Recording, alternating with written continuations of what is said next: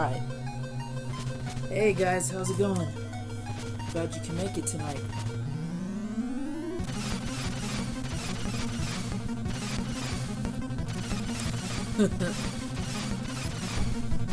Let's not refer to it as a gangbang retro ride. I know the name of the game is suggestive, but let's not refer to it as that. Sup, push pillows? Alright, let's go ahead and get this game going.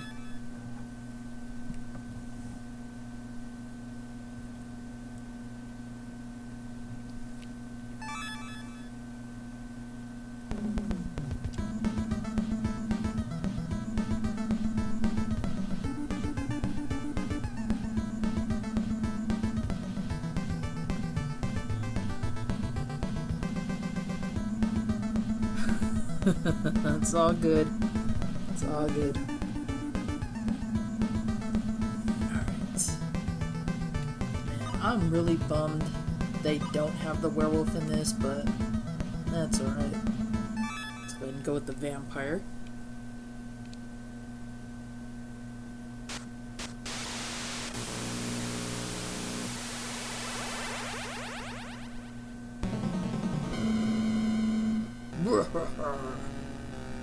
I'm the evil version of Colonel Guile from Street Fighter 2. Actually, no, he's not. They call him Warlock.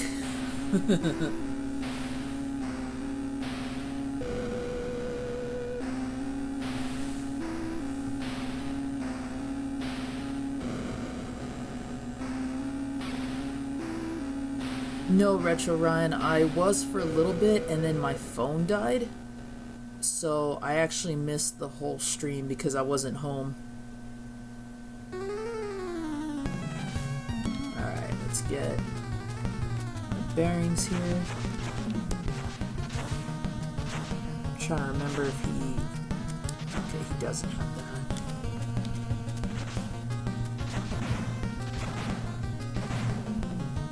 Alright, so... Oh, thanks for that. There's the key I need.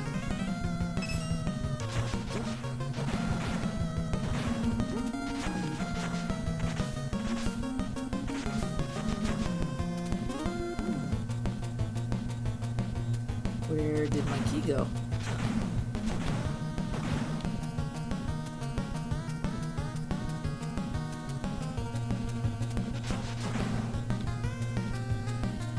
Retro Ryan, I work in a call center.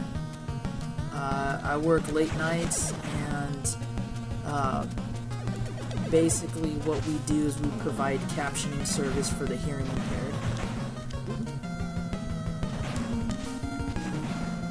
Okay, turn around, dude.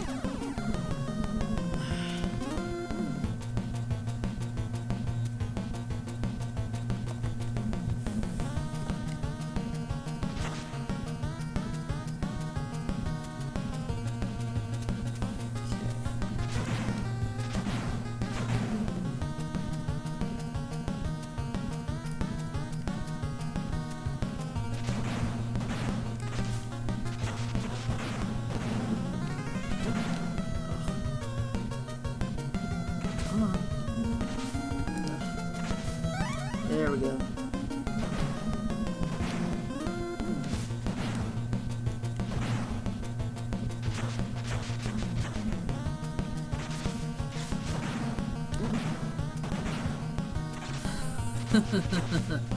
Aw, don't say that about yourself.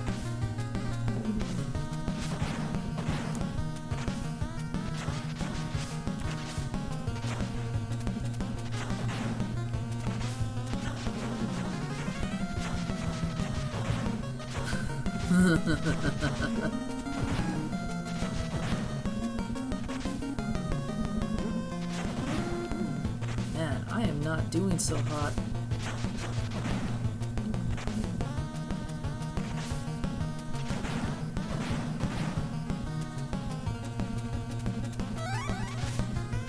I apologize, guys, if the screen is flickering quite a bit. That's because of the cartridge and the NES as well. Whoa. Ugh. I need to look at the right screen.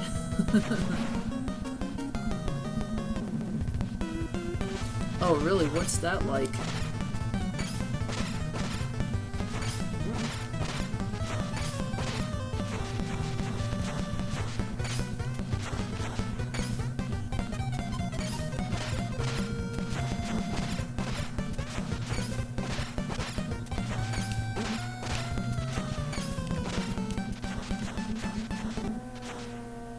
See you later.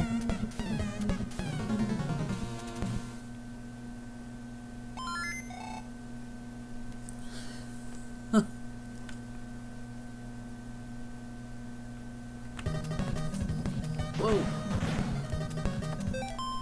Ugh.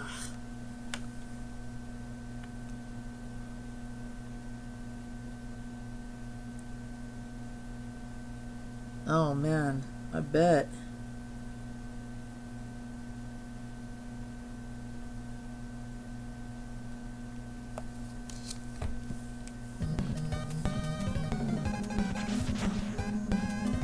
So nothing really truly exciting happens there? Nothing you can tell us anyway?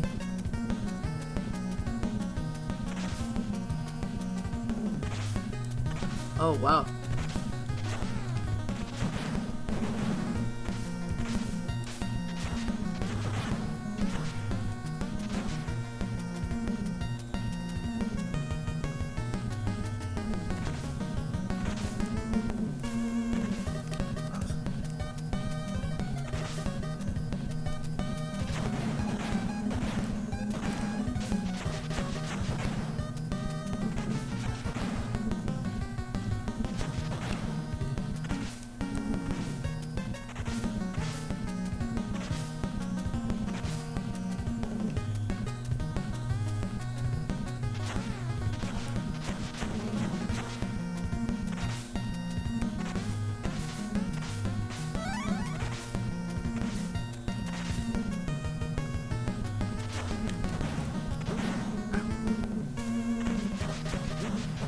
So, do you do any kind of peacekeeping at all? Any type of crowd control? I'm really getting sick of this guy tossing sugar cubes at me.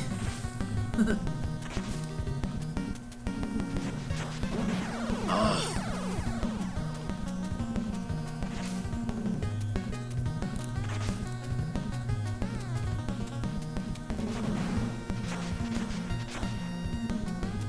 Ah, I see.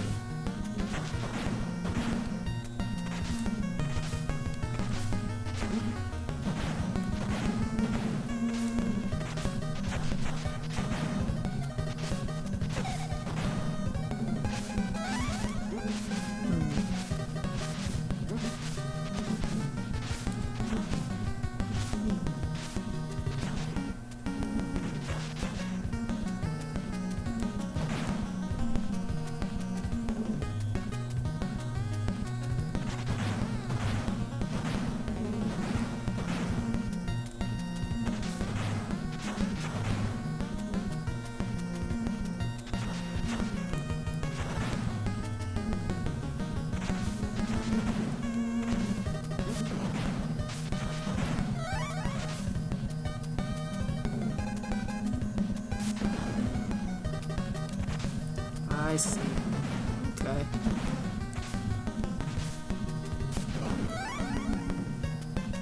Hey, Vince, welcome, man. Glad you can make it tonight. That's right, Bash Brothers 2019.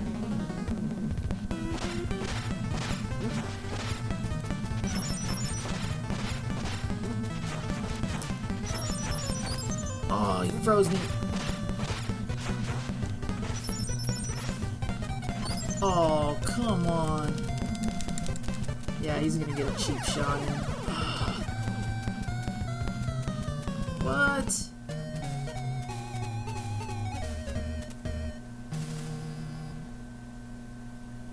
Okay, that was terrible.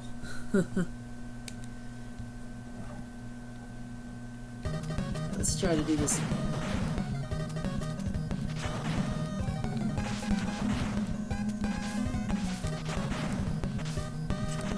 shortcut.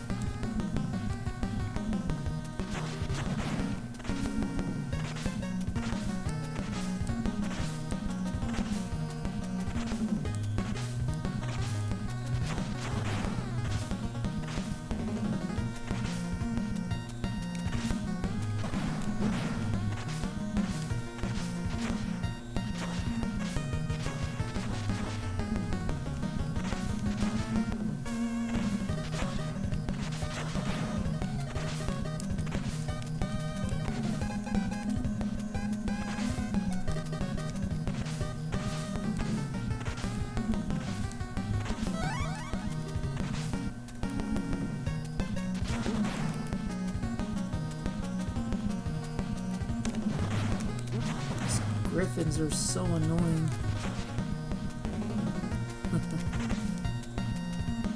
Later.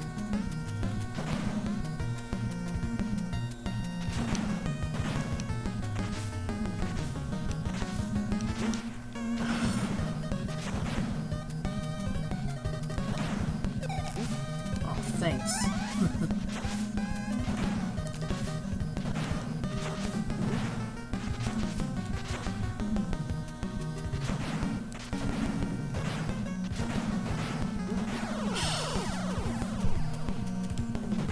Lousy ghost.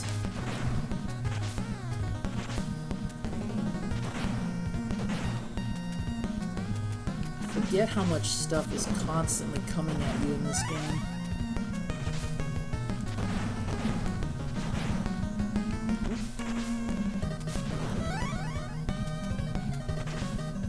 Right.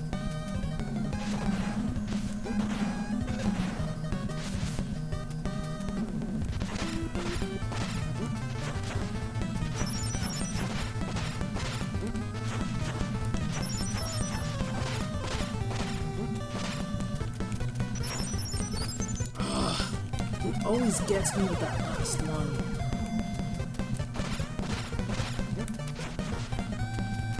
Probably because I just don't care right now. I'm just like going for the kill and get it over with, even though I'm not on a time limit.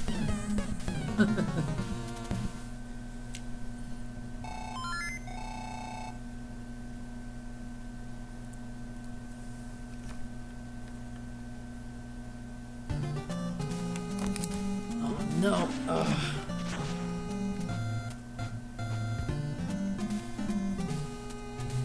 And you know, the weirdest thing is that aside from just the constant bombardment of enemies, the game really isn't that difficult. I'm just being really impatient right now.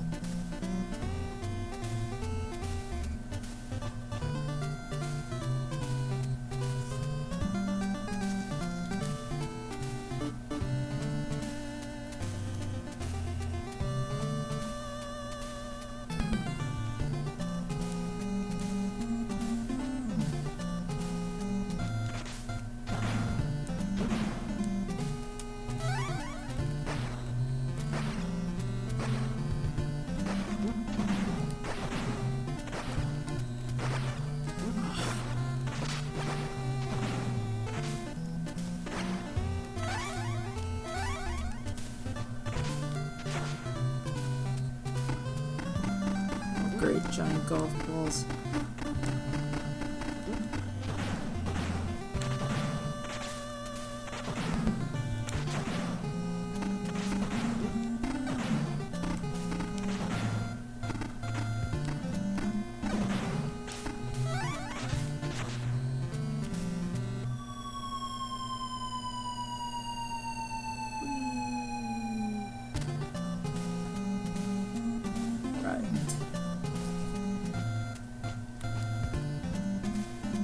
So did anyone in the stream actually collect the Monsters in My Pocket toys?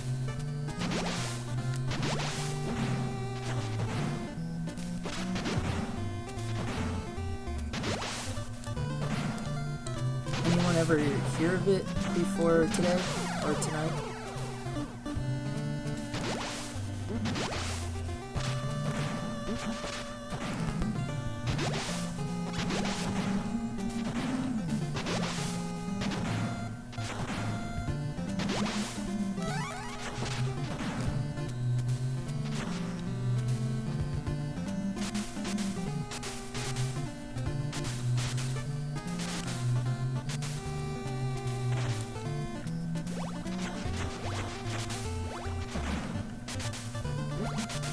Oh, great.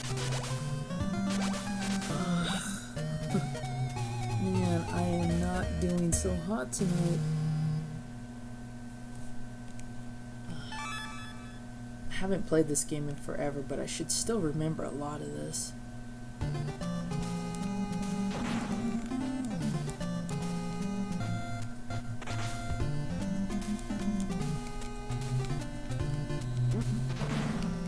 Thanks, critters.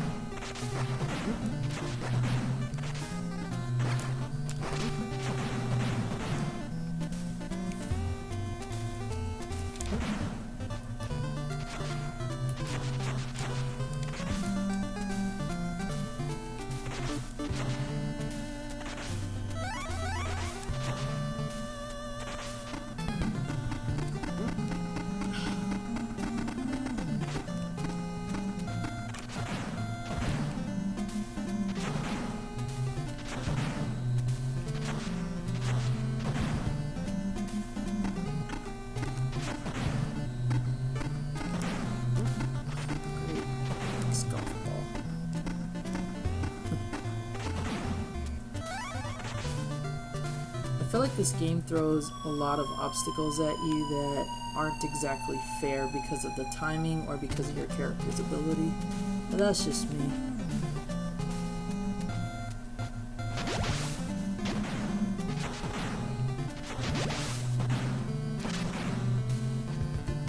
I will say this, I love the fact that they included so many of the figurines from the toy line in this game.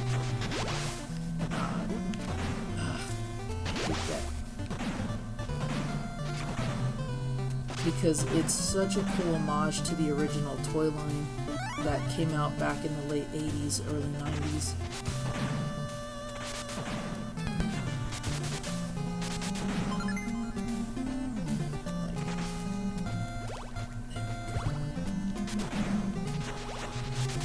I wasn't fortunate enough to be able to, find monsters, the monsters in my pocket toys at stores. Ugh. I'm really not liking this bounce back. There we go. It was something that I rarely found in the wild. What the heck?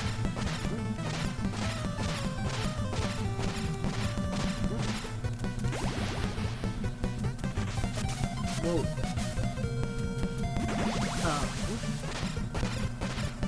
Even though they weren't expensive from what I remember, it's just a toy line that I don't really recall seeing on toy shelves for very long. It's the same with Muscle Men. Like, I knew what they were, but I didn't necessarily find them in any of my stores that I used to buy toys at. Hey William, hey Ninja, welcome. Appreciate it, Ninja.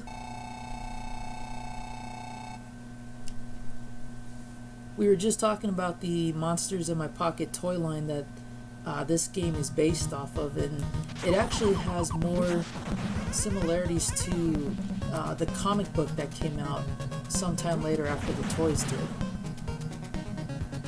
And I was just wondering if anybody had collected this toy line at all, or had any of the dozens of memorabilia that this line launched.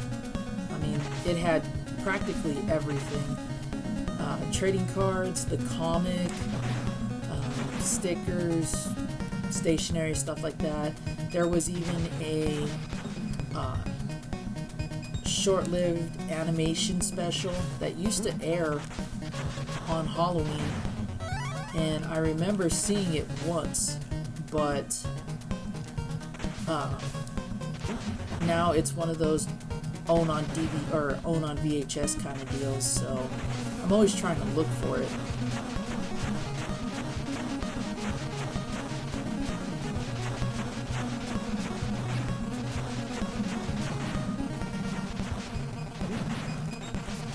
I wish I had dropped down to get that.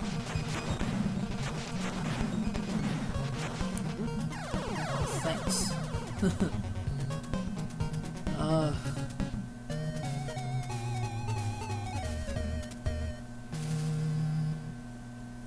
Oh, thanks, Push Pillows. I'm glad you all can be here and appreciate the stream.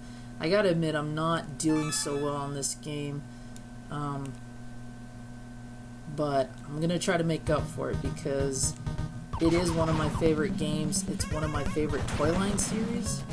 So I do want to try to make it enjoyable even though I'm not doing so well in it right now. I also realized that my controller was stuck because my jumping is a lot better and I can actually do the double jump now. Which means I probably could have done better on some of the previous levels and not take as much damage, or at least skip a big portion of some of the levels. There we go.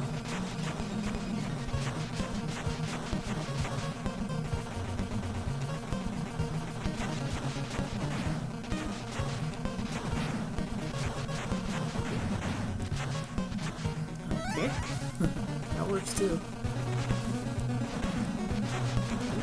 So, if you're not familiar with Monster in My Pocket, Norm the Gaming Historian did a great video on this game and its roots. Oh, darn it. The toy line, all of that spawned the game, and all the other things that I previously mentioned. It's actually kind of neat because we had seen something similar to that before with Muscle, but Muscle the game really wasn't that good, nor was it as successful. Even though the toy line was very popular in Japan and in the States, the game was proving to be kind of a flop. Whereas Monster in My Pocket, Monster in My Pocket was a better selling game and is still ranked pretty high on a lot of scales. If you are familiar with the toy line, some of the points that I made earlier would probably resonate because a lot of these creatures are from the toy line. And if you've ever read the comic or if you've seen the Halloween special, you'll know that they took some liberties with each piece of media, but they kept the stories pretty much the same. You had a faction of evil monsters that were trying to control the world, and then you had the good monsters that were trying to fend them off and keep them at bay and imprison them. The comic was more of a platform for the game in the Halloween special, in that you had the toys, which told a basic storyline, and then you had the comic, which went more in depth, and then later the Halloween special and the video game. So the primary main characters of each changed from media to media. Like here, you play the vampire and Frankenstein's monster, whereas in the comics, there was a whole cast of good monsters to choose from, and some of them do make an appearance. Some of them do make an appearance on the box art, but not so much in the game.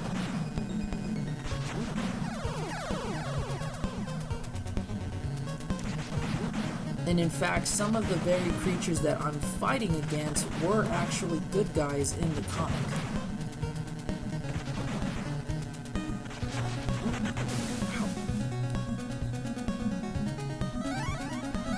Thanks for that.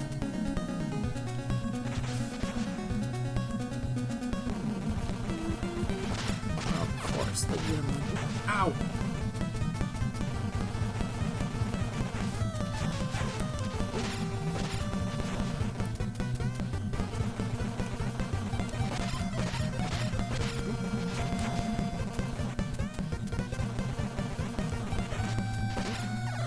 Oh, it can hit me from there too? Oh, jeez. Oh, what's up, Romance? No worries, bro. I'm just glad you're here to drop a like and show some support. Alright, let's see if I can do better this time.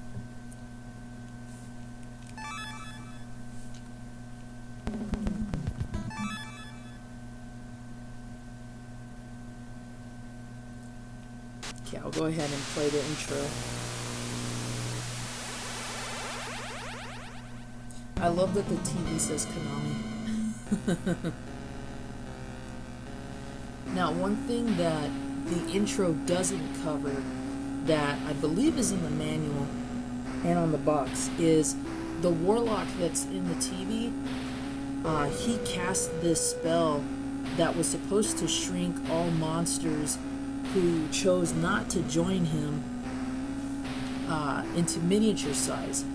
But what happens is, in both the comic and the game, his spell gets botched, and it ends up targeting all the monsters, and that's why every one of them, including the good guys, are so tiny.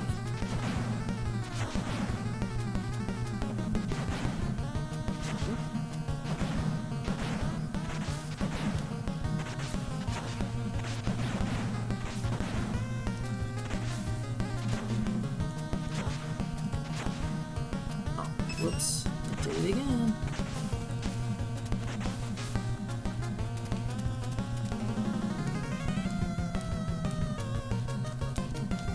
Come on, jump down. Of course.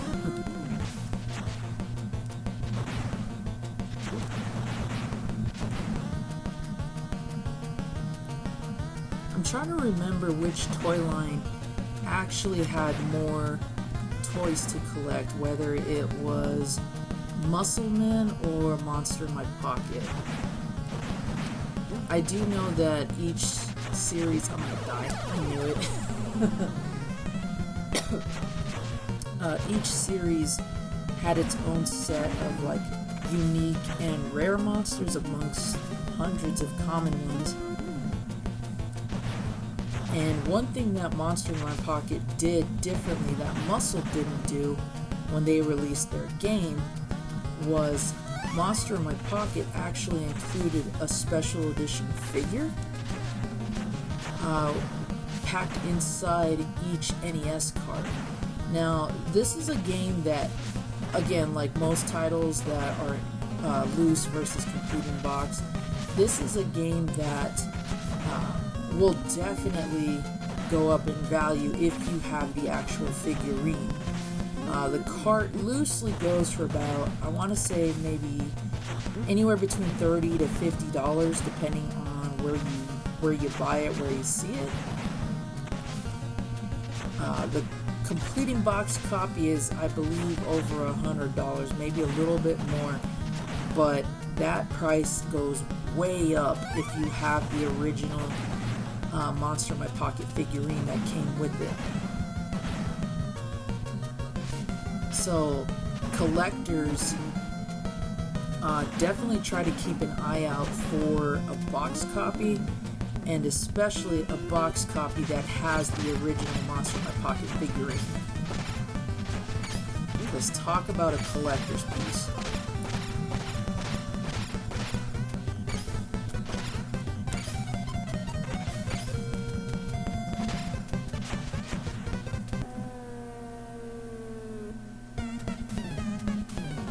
Now, I haven't seen an actual complete in box copy with the figure in it. I've seen a box copy, I've seen the loose copy.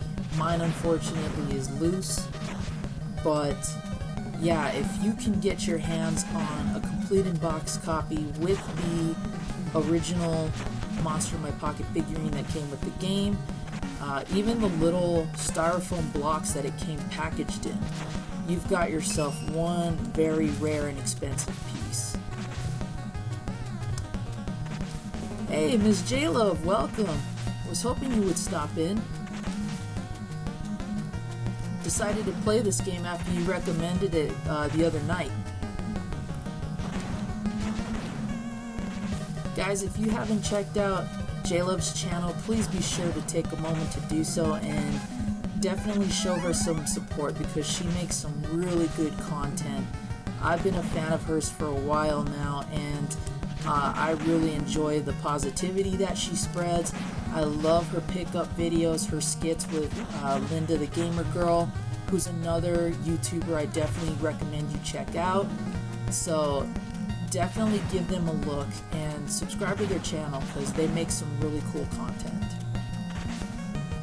They're definitely two people that I hope to meet someday at a gaming convention, along with Megadan, T-Belly, and a couple of other my quote East Coast streamers that I watch. Oh, you're very welcome, Ms. J-Lo. I need to get me a shirt of yours. I gotta show some support to you guys all out there.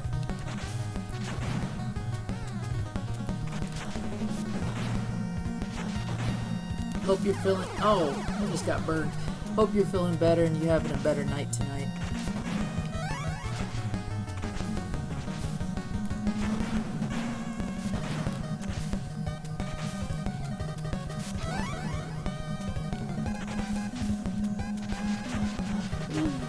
There we go.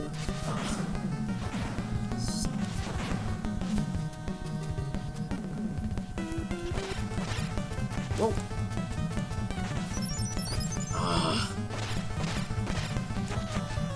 Come on. Yo.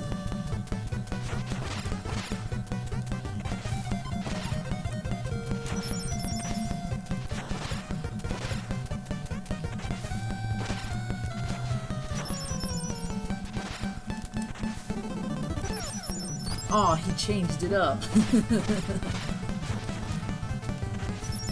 It's alright. There we go. Oh, awesome. What'd you think?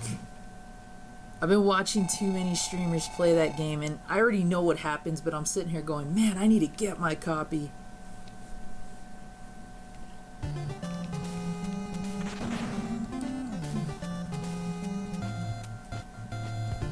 Whoa. Okay, these annoying little...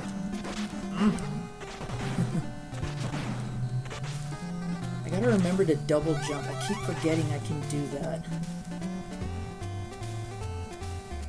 Oh, very cool. I'm definitely gonna look forward to that for sure.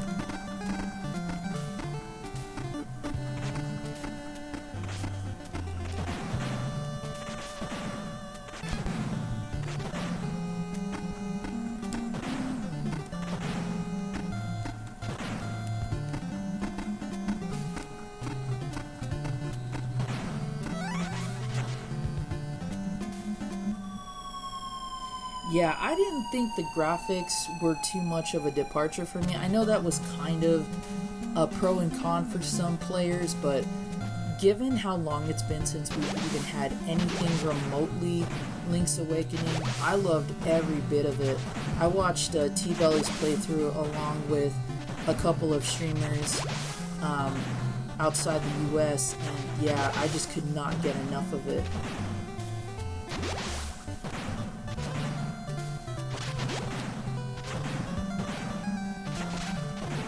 And because I'm one of those collector set type of collectors, I'm trying to get my hands on not only the special edition that came with the art book, but I definitely want to get a hold of one of those steelbook copies. I saw T-Belly post some pictures of the one that he got, and I was nothing but jealous. Like, that's cool, dude, but I want one for myself too, because it looked really awesome. I wish we had gotten that here, but that's the UK. Sometimes they get better stuff than we do.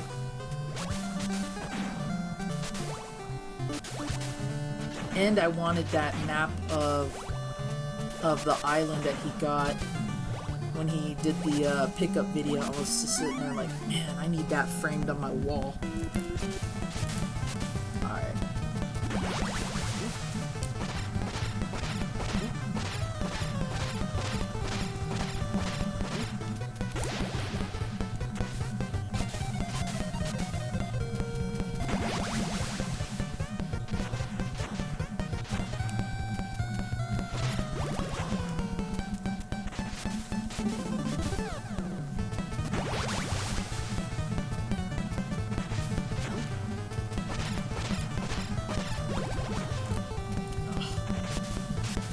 I think he's gonna get me here.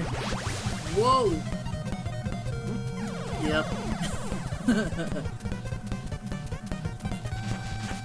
Alright, come on. There we go.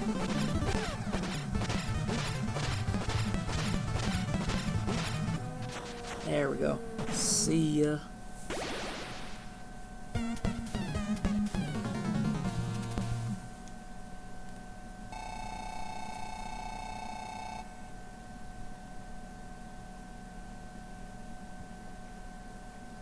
Yeah, unfortunately, neither was I, J-Love. I'm a huge Contra fan. In fact, I was talking to Megadam for a little bit in his Darius stream tonight, and also, who else was I talking to about it? Not Captain Retro. His name is eluding me, but I kept calling him Captain. Anyway, we were talking about running no-death Contra runs and no Konami code Contra runs, and unfortunately my phone died in the middle of the conversation, but I was talking about how the new Contra really didn't impress me. It didn't feel like a Contra game to me. It felt more of like just some random title, and for as much as I love Contra, I was kind of disappointed too. And I know Mike Matei did a video on the gameplay and kind of like saying the same things, like this isn't really a Contra video, or Contra video game. So yeah, I was a little bummed out with that one. I had high hopes for it. I still hope that they make a Contra Legacy Collection physical copy, that's for sure, because I would love to own that. And great, thanks. What the? Oh, I didn't even see what I was doing. Oh man, I need to pay attention to that jump. Yeah, the Ghostbusters game, I saw Intrigue Gaming streaming that earlier today, and I was asking him if he knew if the PlayStation 4 version or the Switch version was multiplayer, because if one is multiplayer over the other one, that's going to be a huge decision-making factor. Yes, agreed. I'd like to see any of the Contras remade, honestly, even Operation C for the Game Boy, which wasn't a bad port.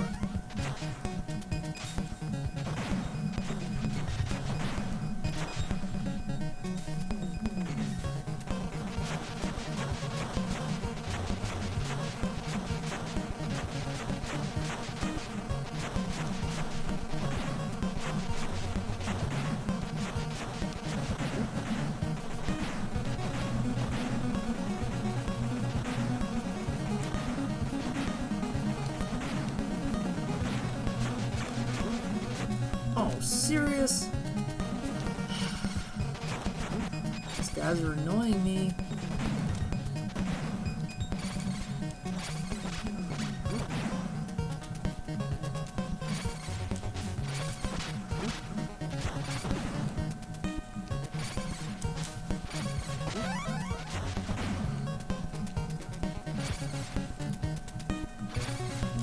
Whoa.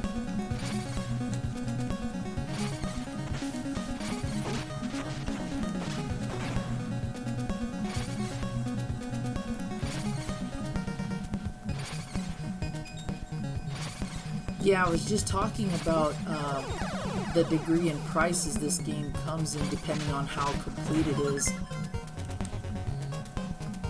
I actually picked mine up in a lot a long time ago, so although I'm happy with what I paid for it, I kind of wish it was complete in box, but you know, you take what you can get, right? As long as you're keeping the gamer faith, like I like to say, chances are I'll probably come across it in the condition that I want, and I have no doubt you'll find it in the wild either. If you don't, though, let me know. I'll be more than happy to keep an eye out for one. See, I'm making things difficult for myself. I keep forgetting I can double jump. And I can just let these guys slide off the beams, but I don't.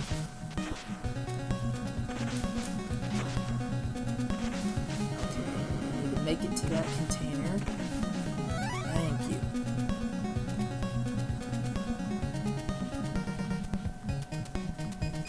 What's up, William? How you doing?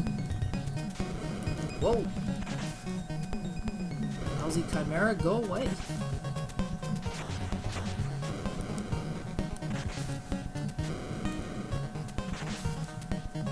Yeah, I'd like to say I'm going to dedicate this to Ms. J-Love, but because I'm doing so terrible right now, I think I'm going to refrain from that. But I got to give credit where credit's due. This was one of her suggestions. Oh man, these guys are swarming me so bad.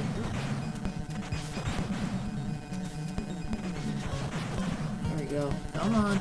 Jump over the first one. Take out the other 2 or 3. Ow.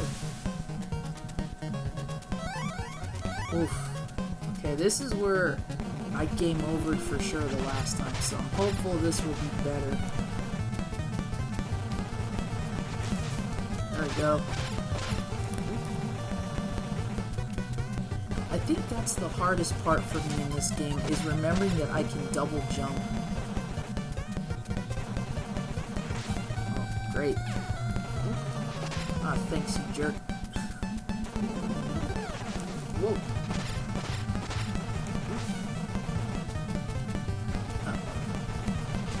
Just don't come my way. Oh! Oh, man.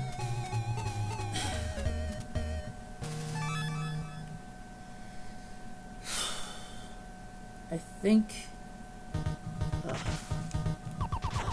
maybe I should drink an energy drink.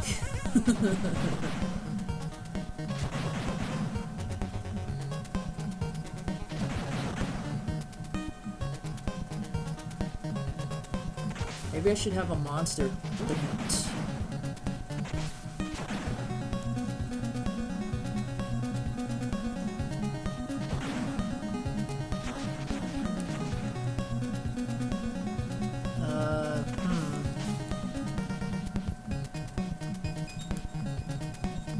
Okay, there we go.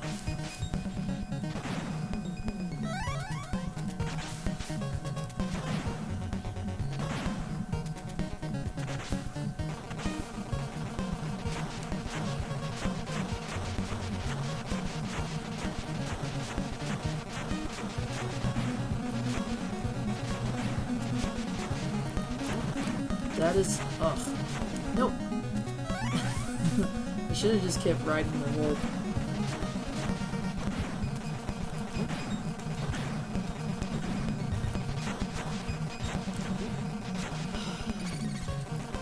These gnomes.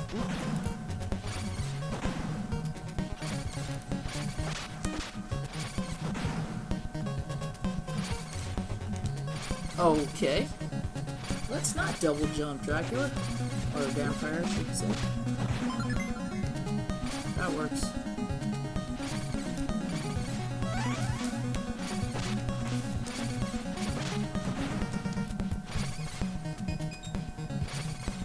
Oh, awesome. I look forward to that, J-Love. I hope you do too. Definitely miss you in the streaming community.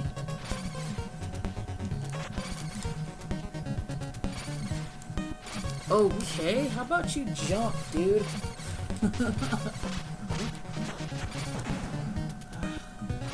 I swear, it's like my controller's either getting stuck or something's wrong.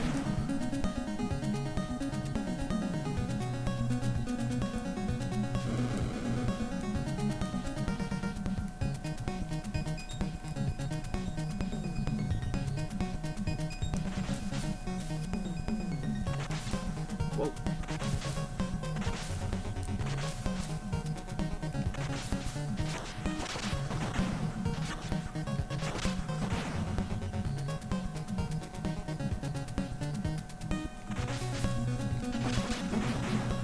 You guys don't need luck, you guys got skill on your side.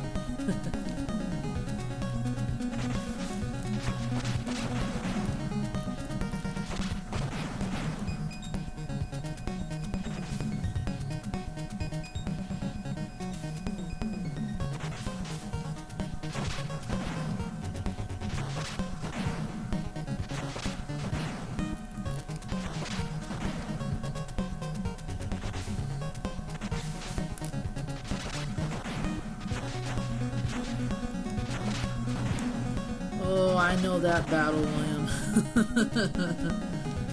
Yep, I certainly do. Whoa.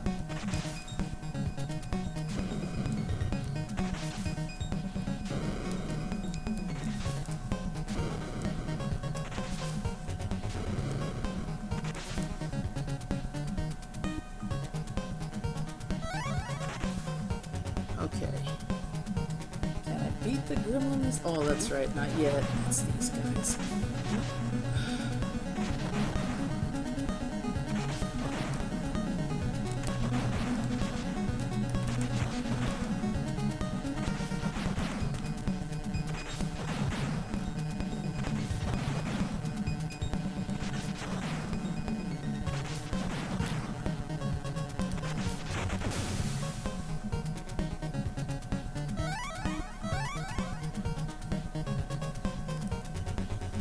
Okay, come on, you annoying gremlin.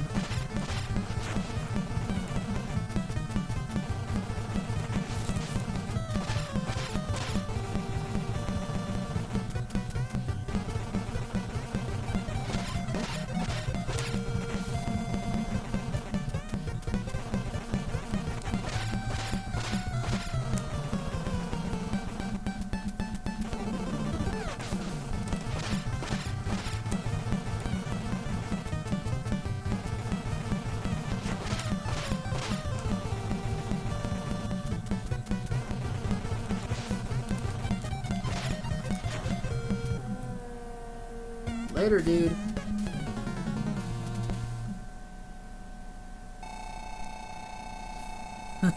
Well, at least we got one stage farther than last time.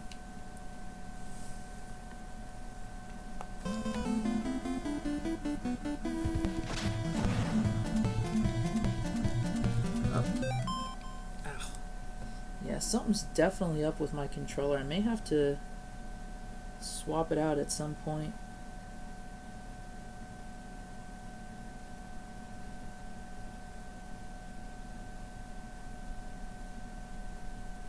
Let me see if I got another one.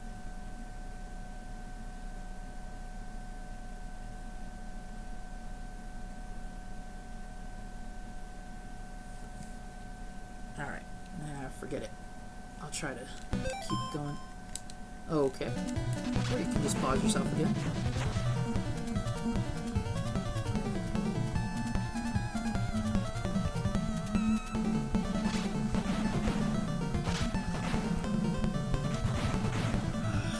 I wish I could name off every creature that they're showing.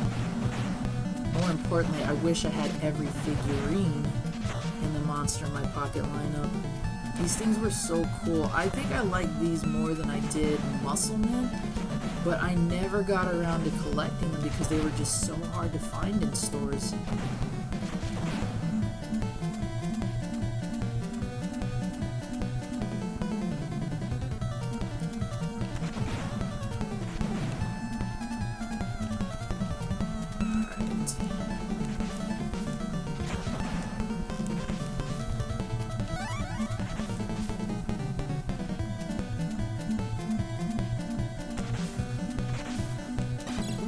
Ow. I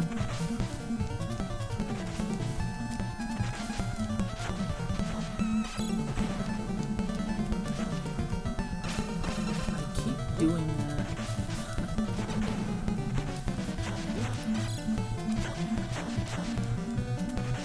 Oh, that's awesome.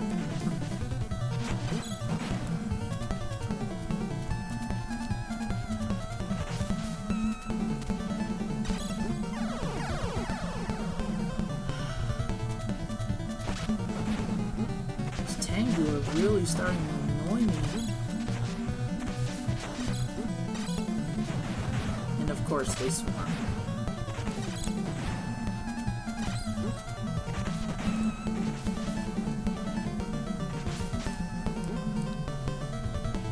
Whoa. Oh.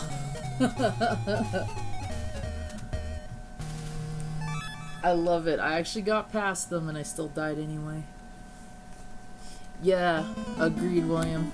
But I expect nothing more from KONAMI.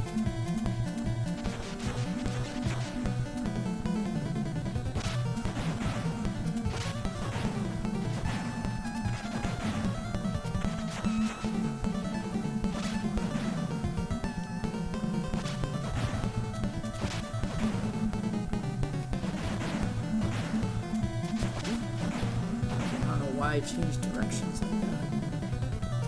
Come on.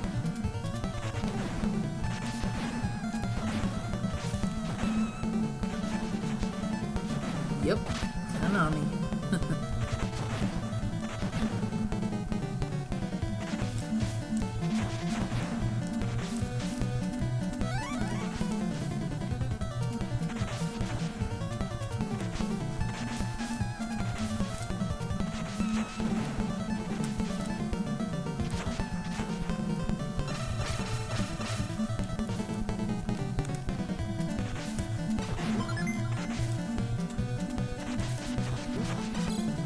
Same thing again.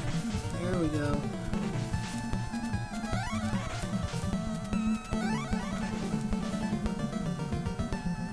Giant leap of faith there. Ow. Why did I stop? Should have just kept going. Oh my gosh, look at this madness.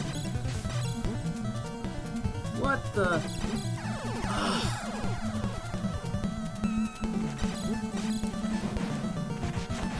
The fact they can still hit me even when I'm supposed to be invincible, that's kind of lousy.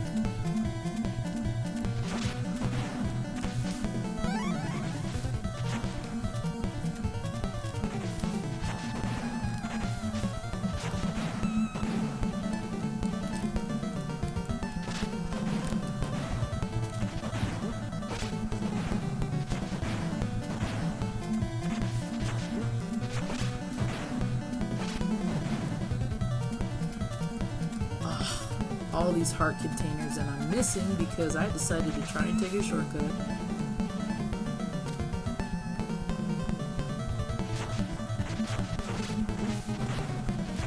Of course. Chimeras I can't see. Whoa! Oh no, not the chimera. Wrong creature.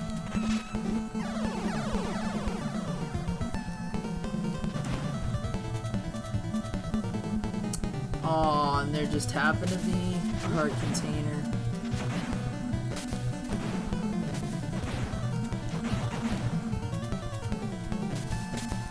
I think I'm just getting really impatient with this game right now.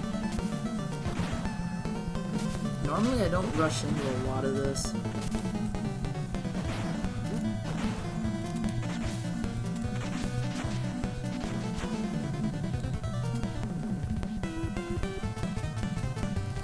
No.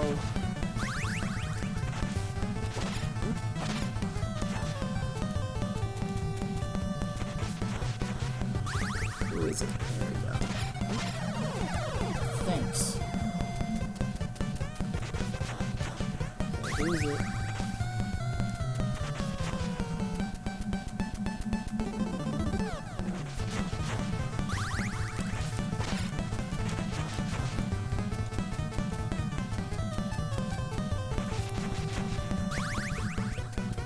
Whoa.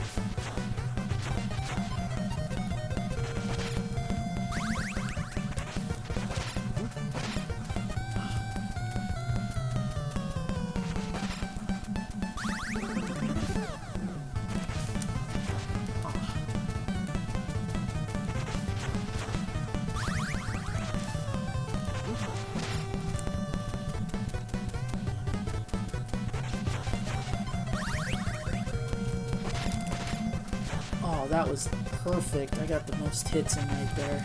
I gotta hope that... Nope. Gotcha.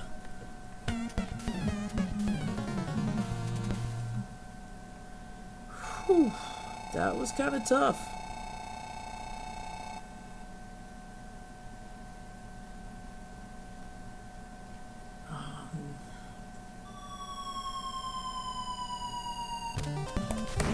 Oh, cheap shot.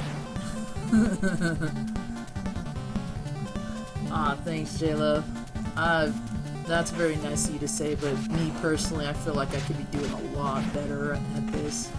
But thank you, though.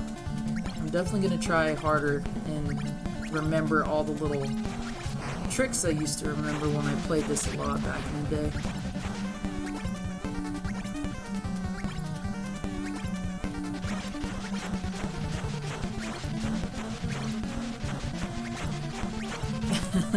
No worries, William. I honestly was afraid that I was gonna pass out during the stream because I was so tired. My neighbors have a very bad habit with playing their music very loudly at night, and I only slept a couple of hours yesterday. So, but I did mention that I may be streaming tonight, so I'm a man of my word, and that's exactly what I'm doing. Uh-oh. Forgot about that.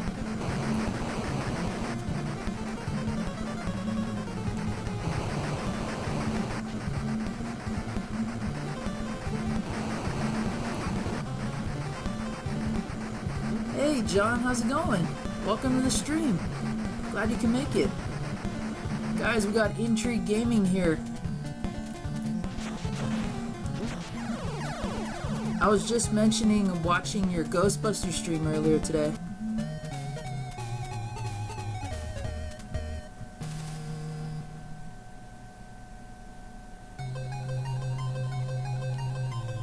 Okay, maybe third time's gonna be the charm tonight. I was actually at the last level, so you know what? If I can keep going and you all have the energy to keep watching, I'm gonna do what I can to beat this game, and if not, then I will definitely give it another try tomorrow, but we'll see.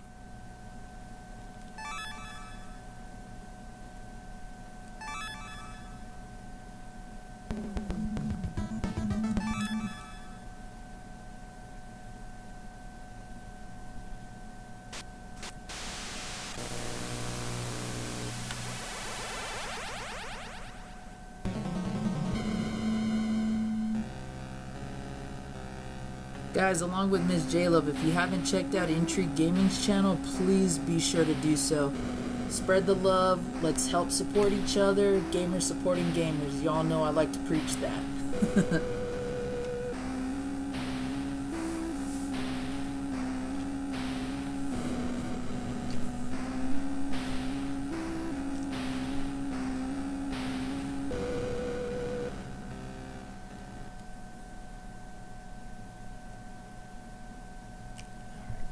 Let's try this again.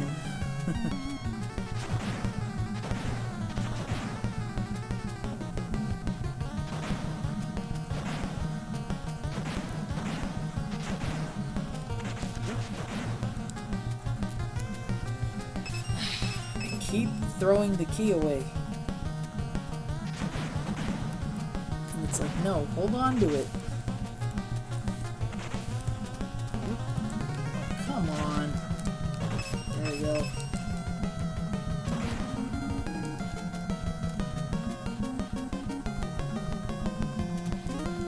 Boom.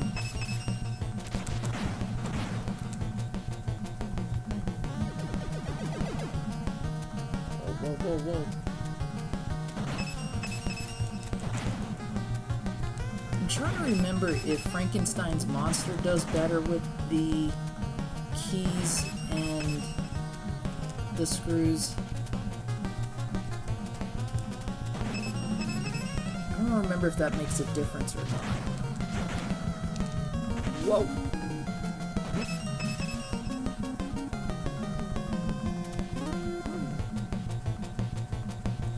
Oh man. Must be that time for everybody. There we go.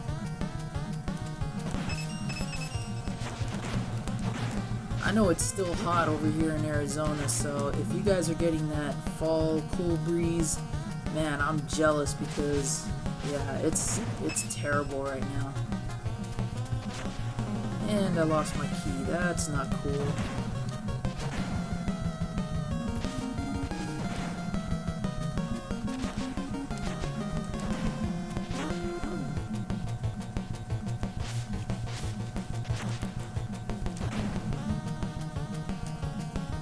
Guys, give me some kind of energy here.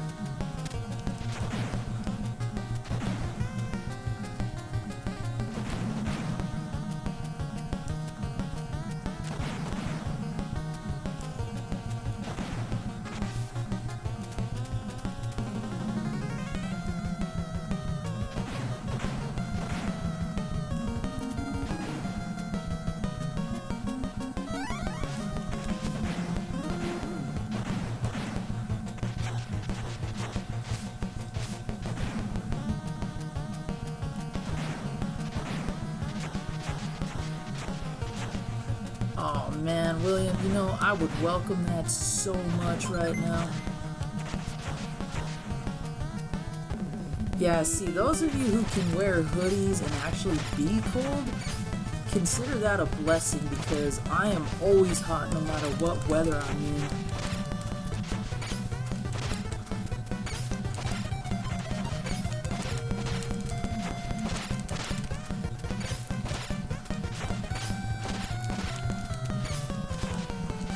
I totally was not made for this kind of heat out here, that's for sure. Oh, 50 degrees. Oh, I'm so jealous. Oh, man. That's like tank top and shorts weather for me.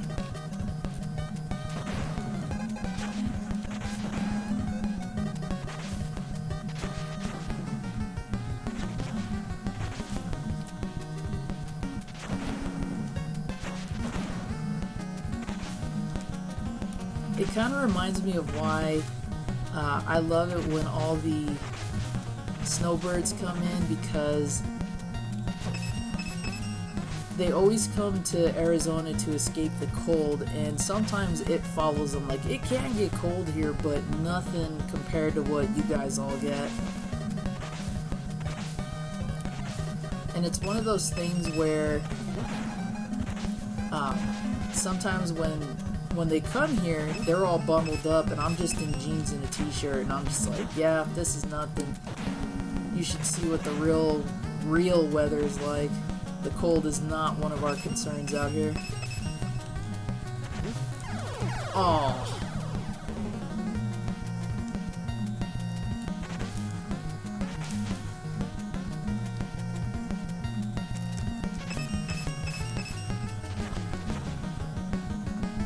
Yeah, my old roommate was from an area outside of Chicago, and when they moved here, it got to the point where even he was just like, you know, I would give anything just to have to shovel the driveway or salt it or anything.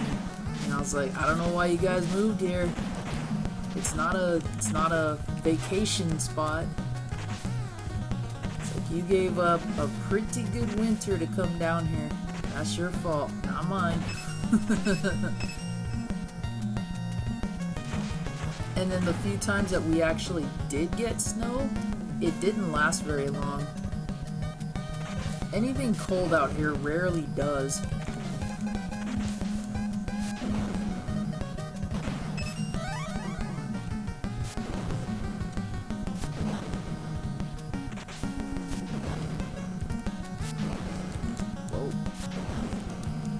Whoa. Whoa. Oh. Little bugger made me lose the key.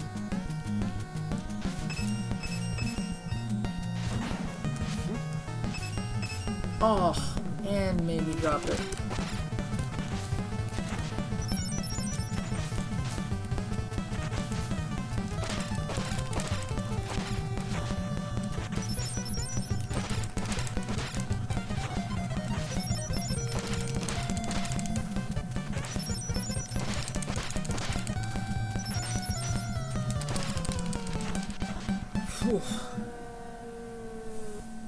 Man, even looking at this battle in the freezer makes me want to just jump in the game and kick it right there next to the mixed veggies.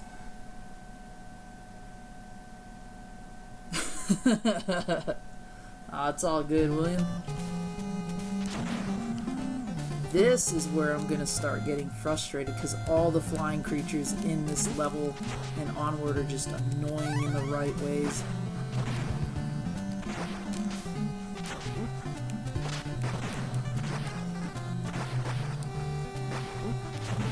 There's no safe spots with these things.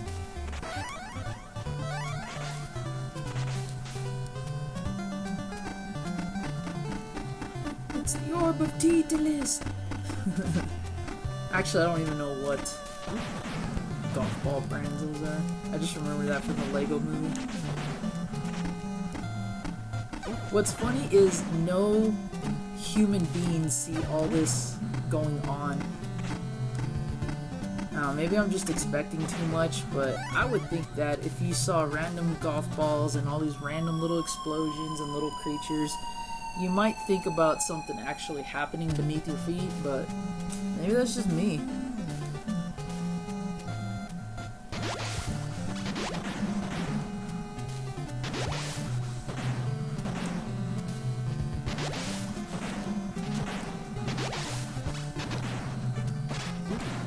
That was annoying. It spawned from both sides.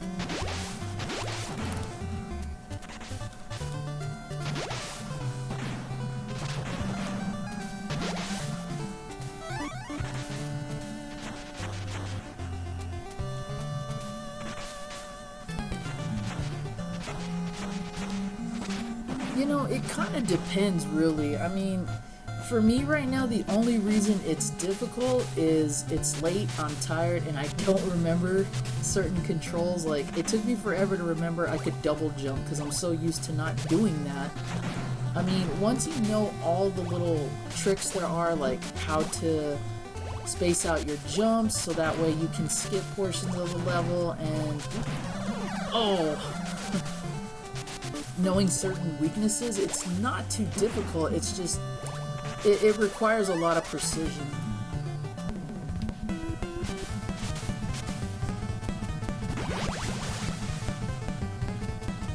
Like the Kraken boss here, I totally forgot what the strategies were for a quicker defeat, but I think it's just timing and making sure that once the tentacles get out of the way that I can just jump in and start taking pot shots at him. One of the interesting things about this game is that all the bosses require the same amount of hits, which I believe is about 17 or 18. And it's very odd for me not to take my time with a game, so that's another thing. I'm actually just trying... I think what I'm doing mentally is I'm trying to speedrun it when I don't have the right capacity to do it. I'm just not thinking clear. But it's not too difficult. Not like Bucky O'Hare, for example. Yeah, exactly. Once you know all the little tricks, all it is just the timing. See, like right there, I forgot to double jump and I took damage. Oh, that wasn't good.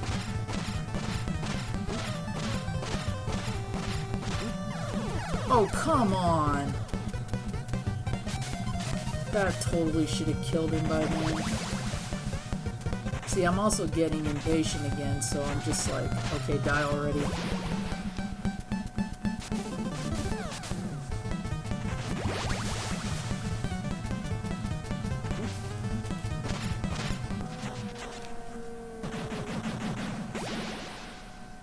Oh, awesome job. Congrats. I actually beat that game when I rented it years ago from the local video store, and I don't know how many hours I poured into that game just trying to remember who to use and when. Even though Jenny is overpowered like no other character. I think her and Willy are the strongest characters, if I remember right. But I liked how every character in the game had an importance to them. Like, I mean, sure, you could get through a majority of the levels as Bucky or as Blinky, but, you know, you had Deadeye Duck's wall climbing ability and whatnot. Everybody had, like, just a really cool and unique purpose. This controller's really getting stuck. I'm gonna have to fix this.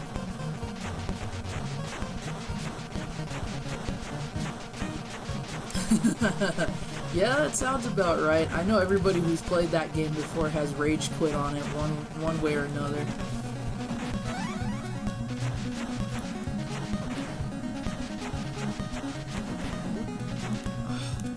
You try to duck to avoid him and he still hits you.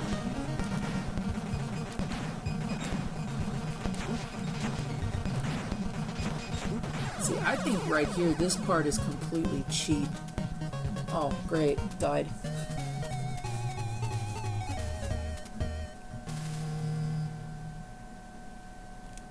Yeah, the height difference in which uh, that these things come in attacking you, and also your height difference really doesn't help.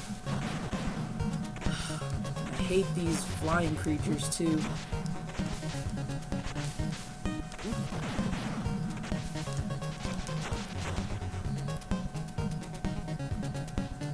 Oh, no worries, John. Anything to help kill the time.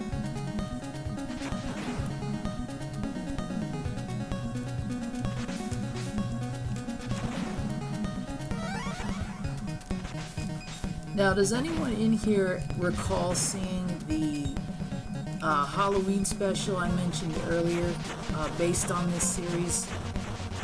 Yeah, exactly, William. Appreciate the lurk.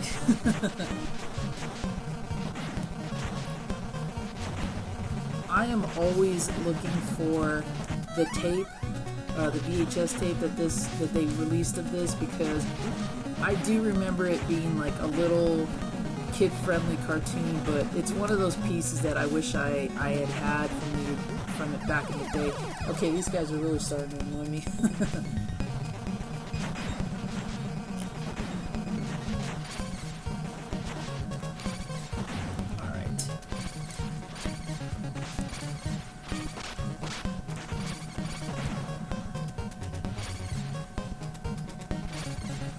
Hey, to each their own, William.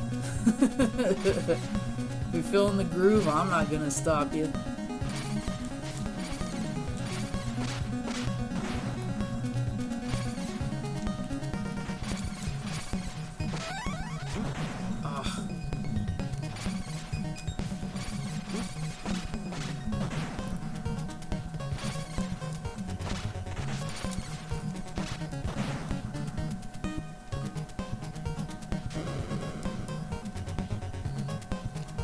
Lurk and twerk. The usual stream dance maneuver.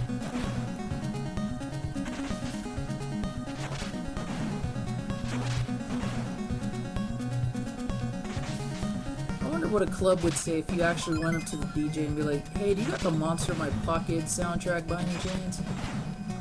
You got the Donkey Kong Country soundtrack? All those good games that have really amazing music.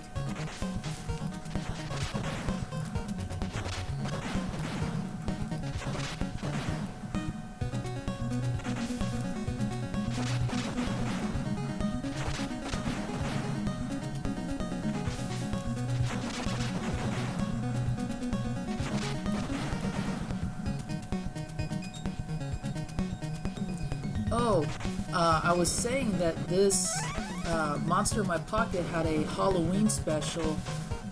Actually, that's not accurate. They had like a made-for-TV film that they released on VHS. They used to air it on Halloween back in the day, and it's loosely based off the comic. I'm trying to remember if it came before the video game, or if the cartoon, or if the video game came first and then the VHS. But they follow similar storylines. They just take certain liberties as to who's actually the good guys. Like in here, you play as the vampire, who's a good guy, but in the comic and in the Halloween cartoon special, the vampire was actually one of the bad guys.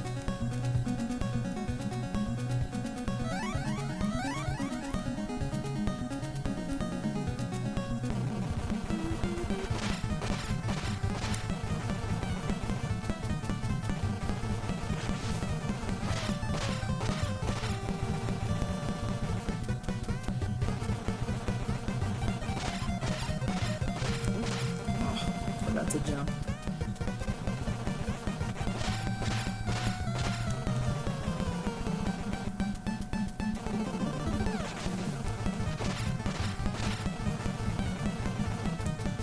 So, the premise that was the same thing from the toy line, the comic book, and the cartoon involved a spell that was going to be put on all the monsters that didn't side with the leader of the bad guys, in the comic and in this video game, the bad guy leader was the warlock, and in the cartoon, it was actually the vampire.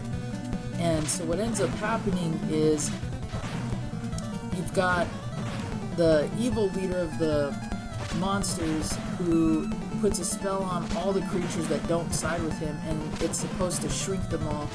But what ends up happening is the spell gets botched, and so everyone ends up shrunk. Not just the ones that he specifically wanted, he, his henchmen, everyone. In the cartoon, the vampire was the one casting the spell because he and his evil friends were locked up, and they were going to use the shrinking spell to escape. But instead, the spell backfired, and they ended up shrinking all the monsters along with the prison that they were being held in, which was called Monster Mountain.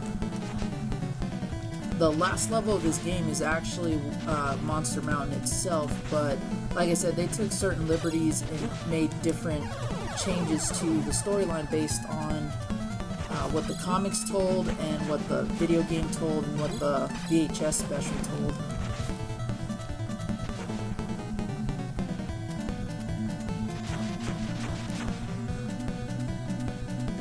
Oh, awesome. Actually, if you can, yeah, go ahead and send me the link. And I think what I'll do is I'll put the link in the description box once this uploads. That way people can check out the actual VHS cartoon.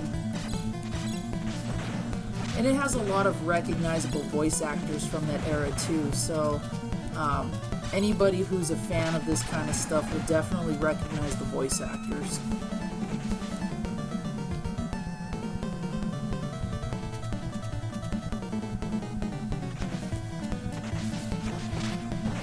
Now I believe the comic book, the setting for that was a boy's bedroom that this kid and his brother were the ones who discovered the monsters and the war that was going on between the two factions. In the cartoon, it was a different character altogether. And if I remember correctly, one of the brothers was featured in the cartoon, but as an adult. But I could have that backwards because I haven't seen that in forever. I just remember it being a really cool cartoon, and you know how it is as a kid when you've got video game and cartoon tie-ins, you just eat that up despite how bad it might be.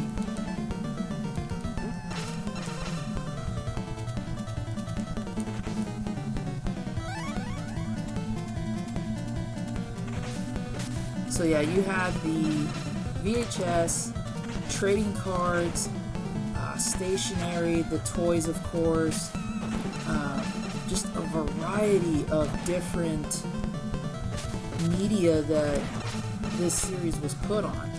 And I had mentioned earlier that Norm the Gaming Historian did a really great episode on the history of Monster in My Pocket in the video game. And he also mentions the very cool complete set that has the limited edition figurine with it, that came packaged with the NES game.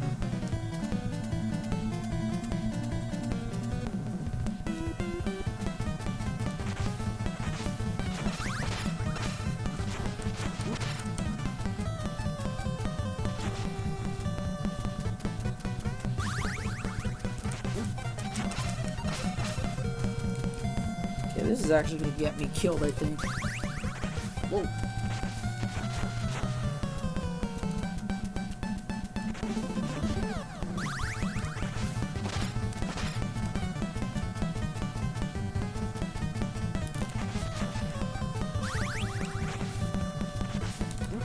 Oh, I thought I cleared that.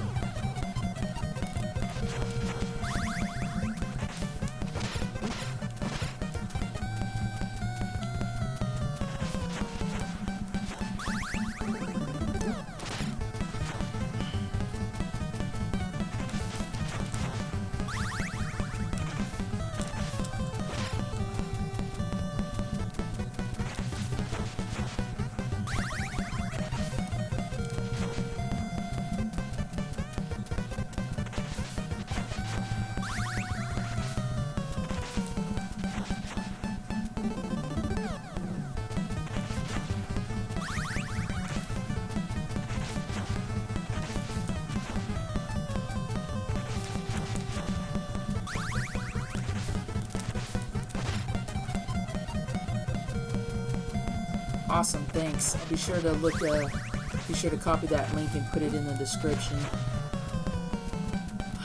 Why is this boss giving me so much trouble?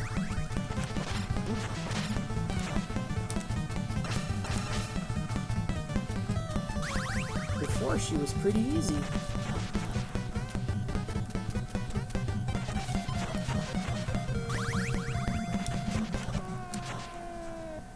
Alright, later, Medusa.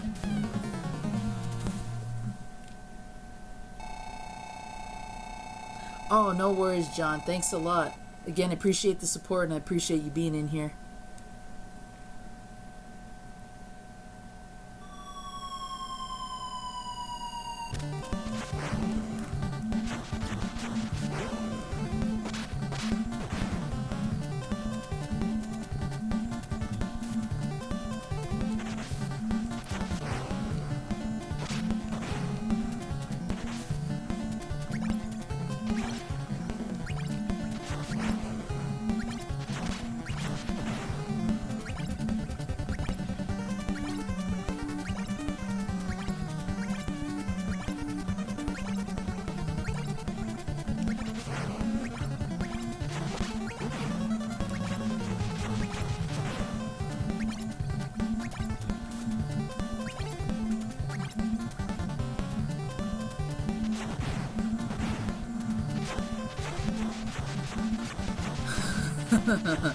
Right? These are actually real monsters.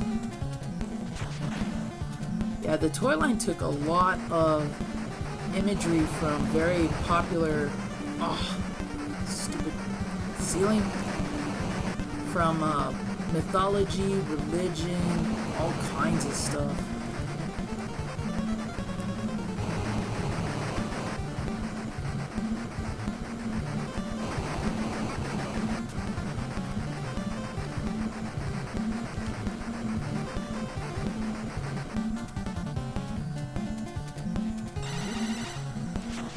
That's awesome.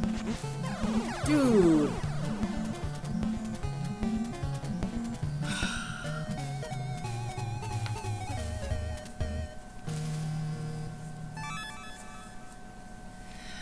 Come on.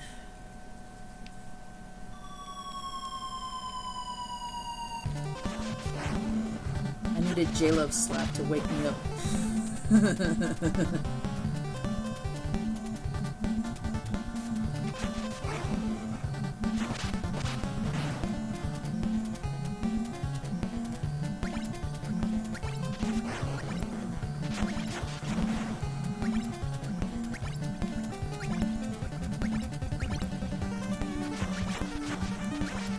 Yep, told you.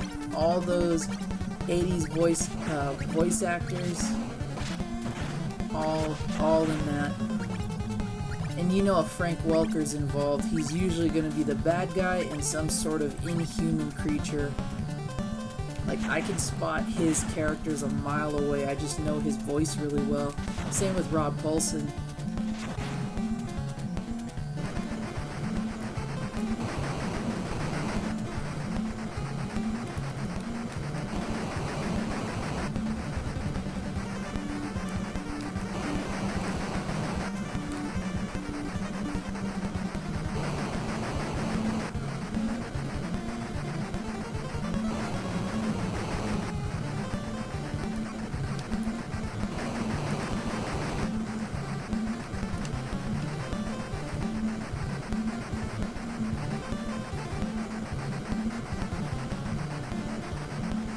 Okay, so the game did come out first. Alright, cool.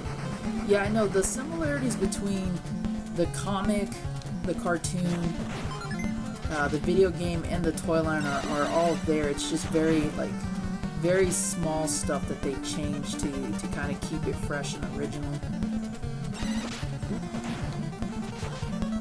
Okay, that was totally unfair.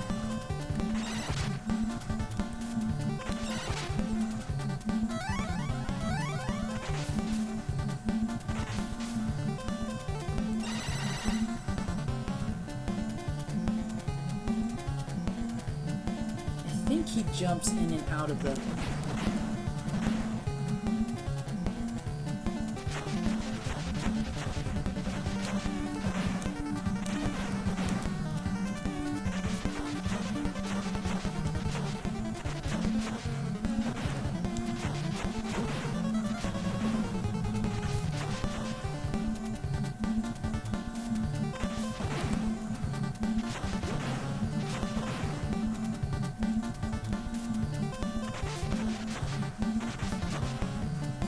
supposed to... Here we go.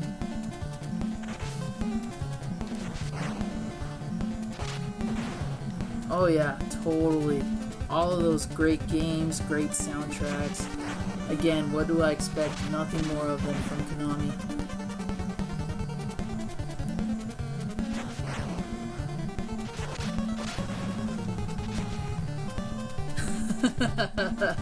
Yeah, I did say that. I did say that. Okay, gotta remember how to attack this guy.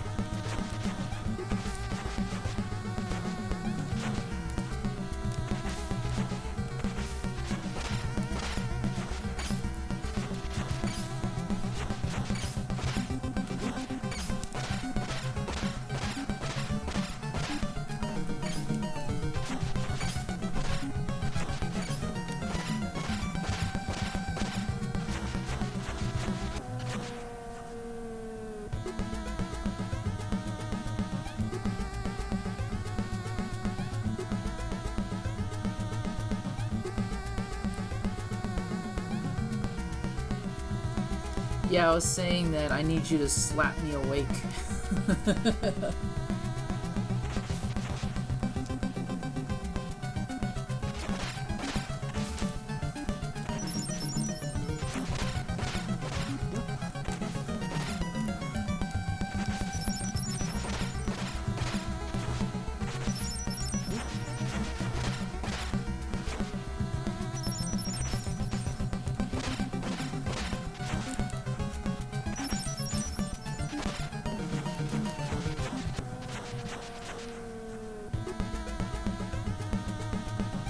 Feeble attempt.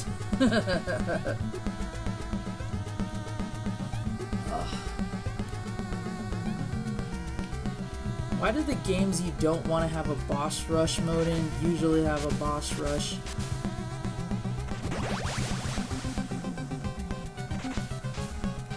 Oh, that was bad.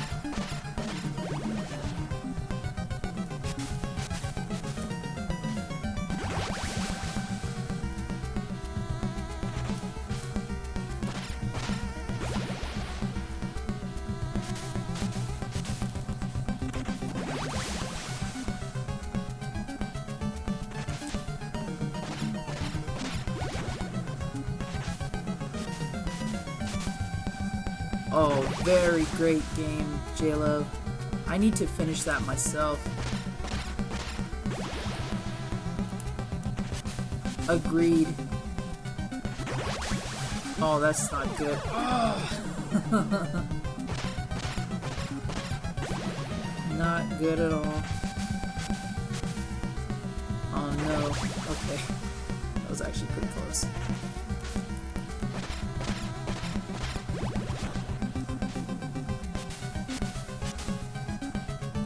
Yep, Sydney Hunter definitely has a great soundtrack to it.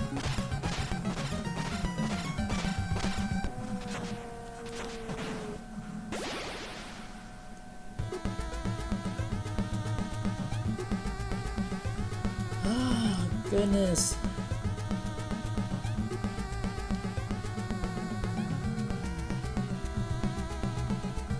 Games that make you fight the same bosses over and over.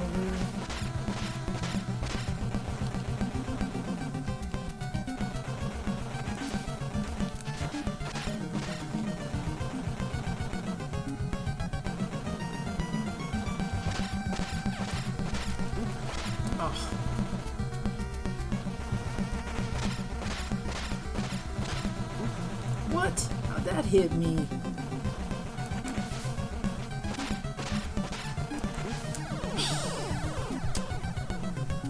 Getting too impatient.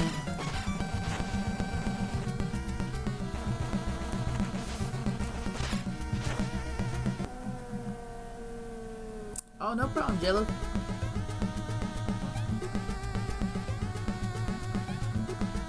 Oh, that's right, Medusa. Oh, I was like, what other boss do I have left? Man.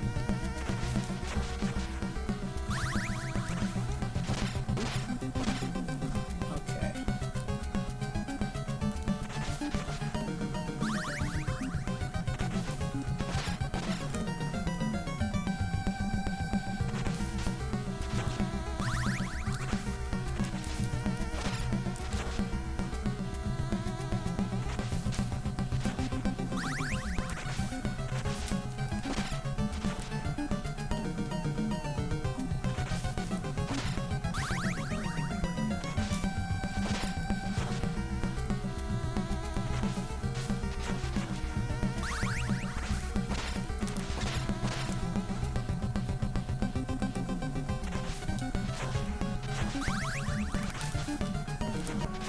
Ooh, that was close.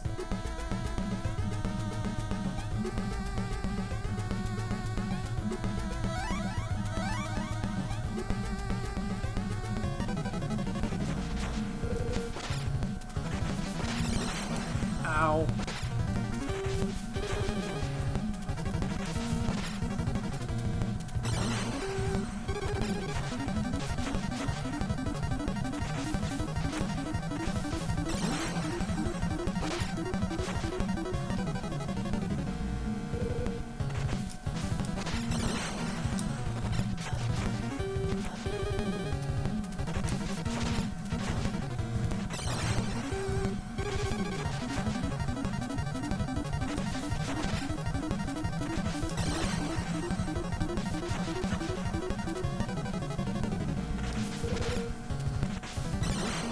Oh, I didn't double jump.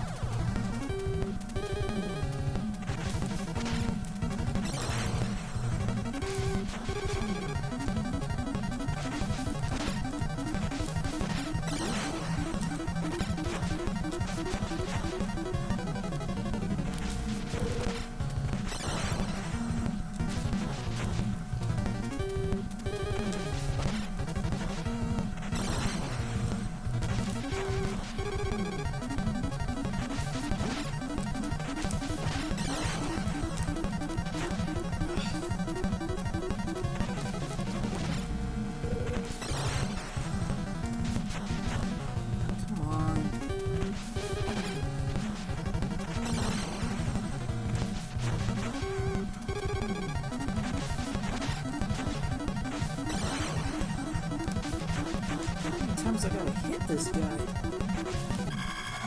There we go.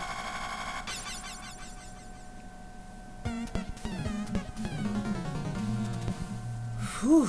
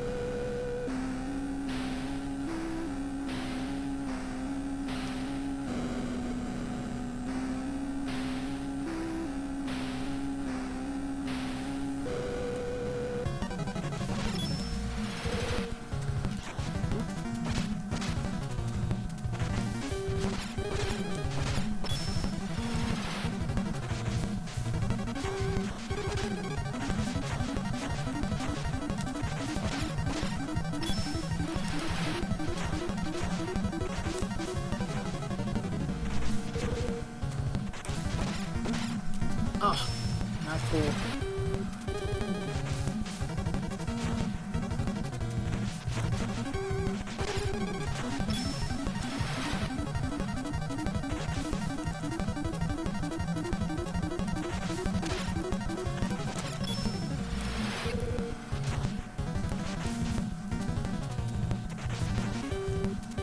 Yeah, pretty much. They took all kinds of inspiration from all sorts of mythologies across the world. So you had Greek myths, you had Japanese myths, all kinds of stuff. Yeah, it was actually very innovative for them to do that, because you would think that some countries wouldn't want to be represented that way, but they really had no problem when it came to just adapting all these different legends and making little figurines out of them.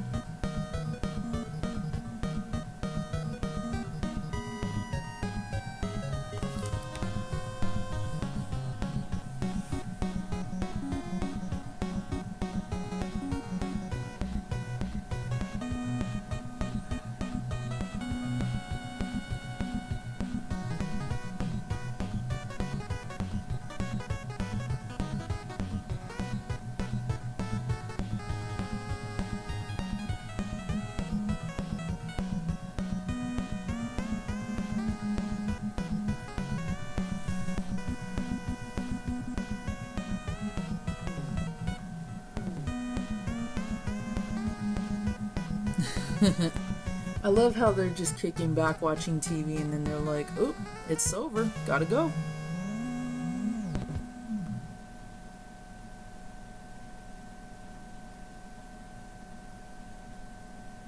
Ah, thanks, William. I guess third time really was the charm after all.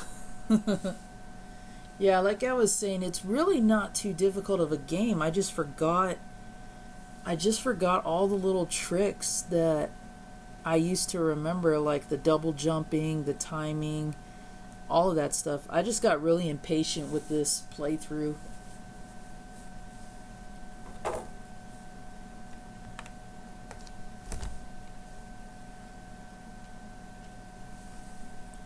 You know, I'd love to stream the cartoon, but I don't know if that would actually get my video taken down for copyright. So I think what I'll do is I'll go ahead and take a look at the link that you shared on my Twitter, and then I'll go ahead and copy and paste that in the description for people to watch if they're interested.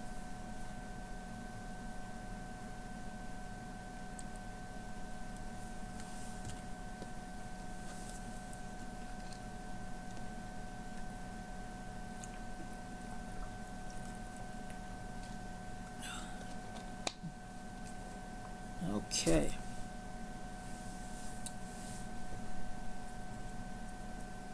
I'm trying to remember too the significance of being Frankenstein's monster versus using the vampire.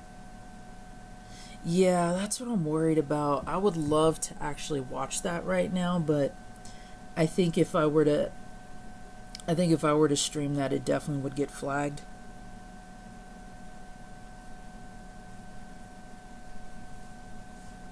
I just remember them advertising it too on one of my old Dragon Ball VHS tapes.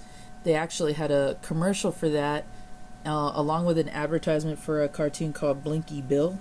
I don't know if anybody else remembers that, but I remember catching it a few times. But yeah, there was like this little advertisement preview for Monsters in My Pocket on the Dragon Ball tape, and I was like, aren't these like decades apart? Why are they advertising it? But it was actually a cool little throwback to the series, which, you know, I'm pretty sure unless you collected the figurines or you had this game, most people probably forgot about.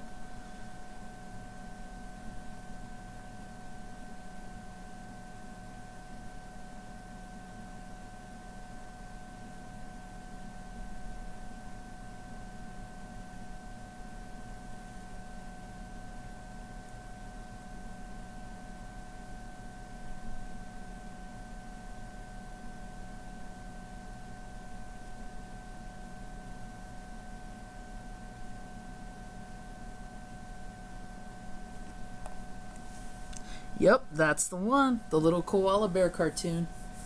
And they had like little environmental messages at the end of each episode, kind of like Captain Planet.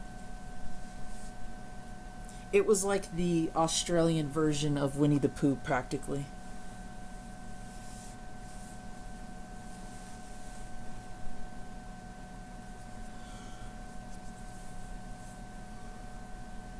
Ooh. Oh, man. Yep, sure do. Great minds think alike. What can I say? Alright, you know what? I got a couple more minutes. I think probably around 4:30 or whenever J-Love gets back. Maybe that's when I'll cut the stream, but let me go ahead and play a couple rounds with Frankenstein's Monster. I don't think there's any real difference other than the fact that the vampire's attack has a bit of distance, whereas the Frankenstein Monster just kind of is like a melee fighter.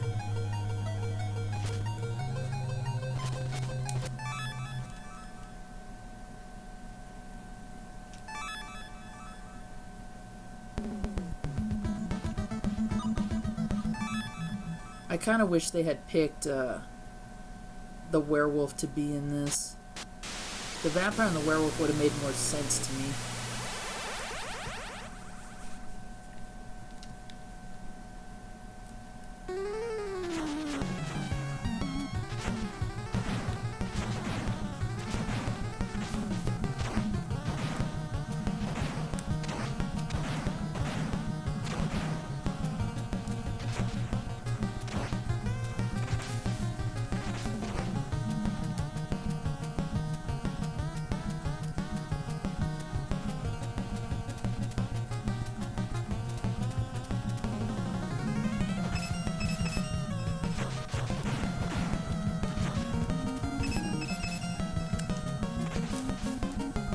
Well, he definitely has the height advantage, which I should have remembered again, him being Frankenstein's monster and all.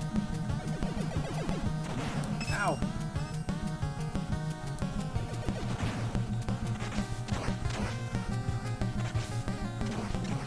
Okay, somehow I lost my key.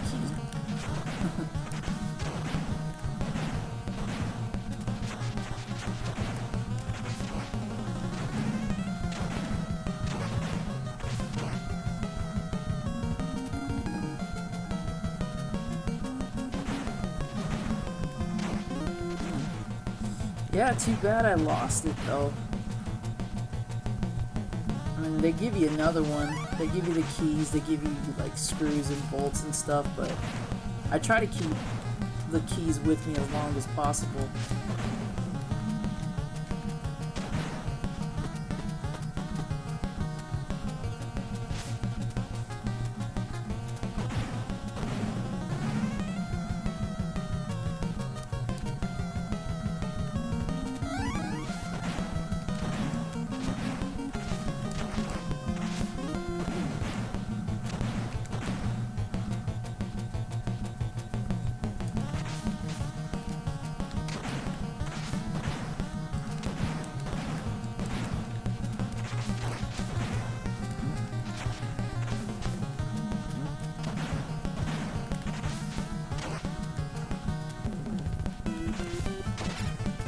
I think here is where being a big target is going to have a disadvantage.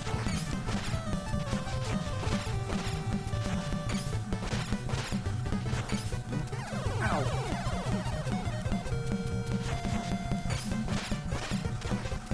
And this is definitely Spring-Heeled Jack.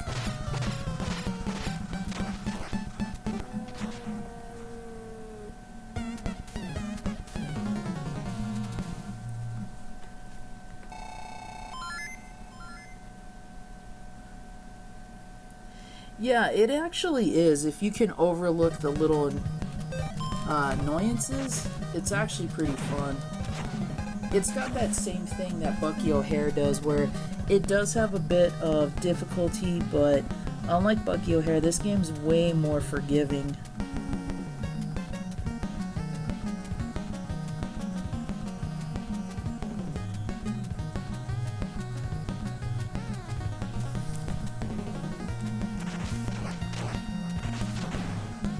Unfortunately, it does come with a pretty big price tag too.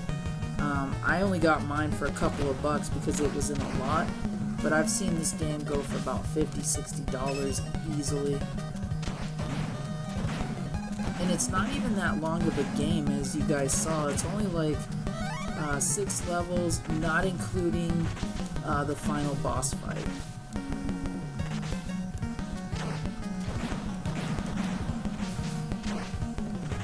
And I don't remember if you were here when I mentioned this, William, but getting this game complete in box is actually hard to do, because when we think of complete in box, we think manual game box. But this one actually came with a limited edition figurine that is only available in the box set. Even if you have every Monster in My Pocket figurine, there was a limited edition one that came with this game when you bought it. And I believe that one is the rarest one out of the whole collection.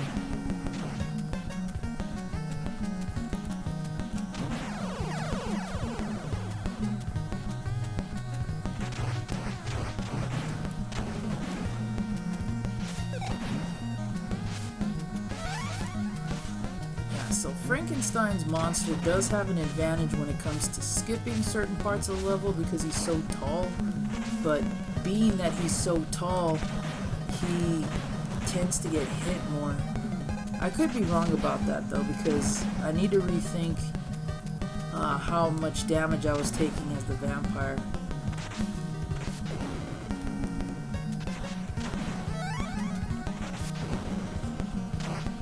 Yep. In fact, I think I've maybe seen one factory sealed copy of this game ever, aside from when it was sold in stores back in the day.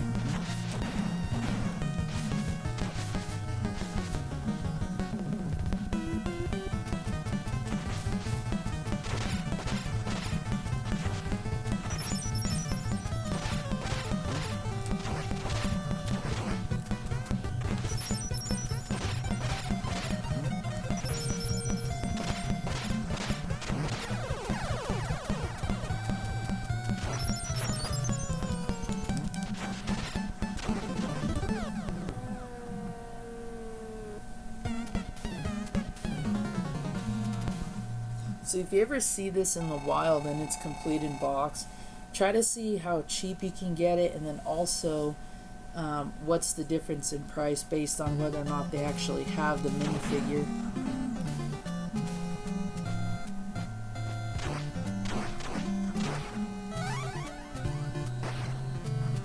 Oh, I wanted to jump farther.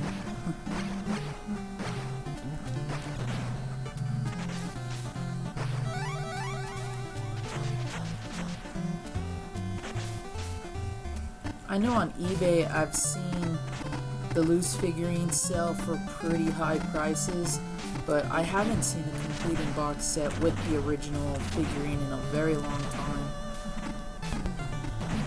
I mean, for me, I'm just glad to have this game, but I wish it was one that I had picked up back in the day and actually kept this entire time, like so much of my library.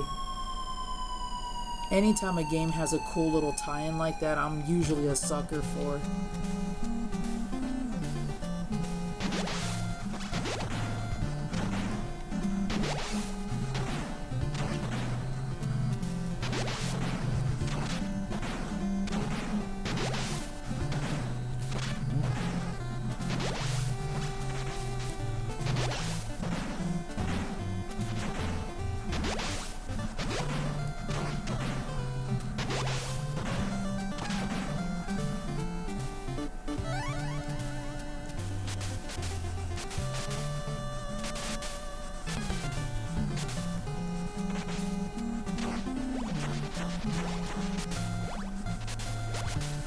You know, I wouldn't... Oh. I wouldn't doubt it. Yep. I can guarantee that has happened.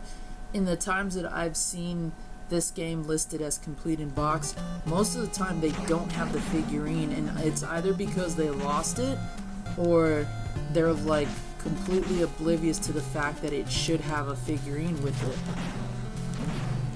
I've tried to use that as a selling point to say, well, it's not really complete in box then if it doesn't have the figurine, but you know, when it comes to dealing with today's sellers, you know how that kind of stuff turns out. But, you know, despite that, I'm always on the lookout for the box, the manual. If I have to Frankenstein a complete in box copy, no pun intended, I will definitely do that. I have no shame in doing that whatsoever. As long as I don't end up overpaying for all the parts that I need, then I'm okay with that. Like, let's say this game is worth $100 without the figurine and it's box, manual, and game only.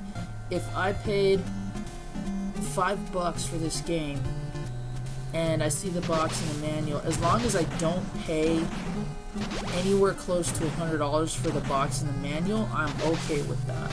I usually do try to get it cheaper than what it usually sells for according to online prices, and the stores that I buy from are actually willing to work with you, especially if you're a repeat customer. I just have not seen this box and manual in the wild for a long time, but I'm always looking, you know.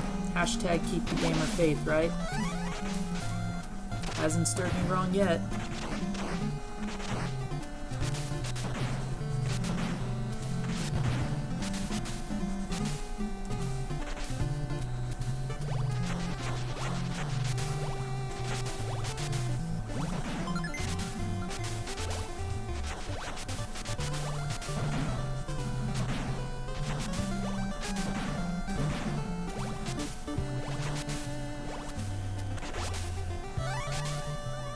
I think Pixel Dan also did a video on the Monster in My Pocket line, and he actually had somebody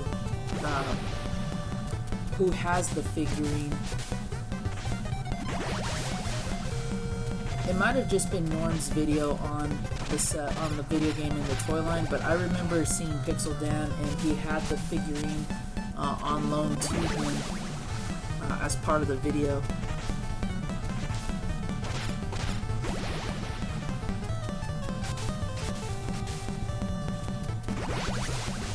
I think I'll link that in the description as well for anybody who's interested in it.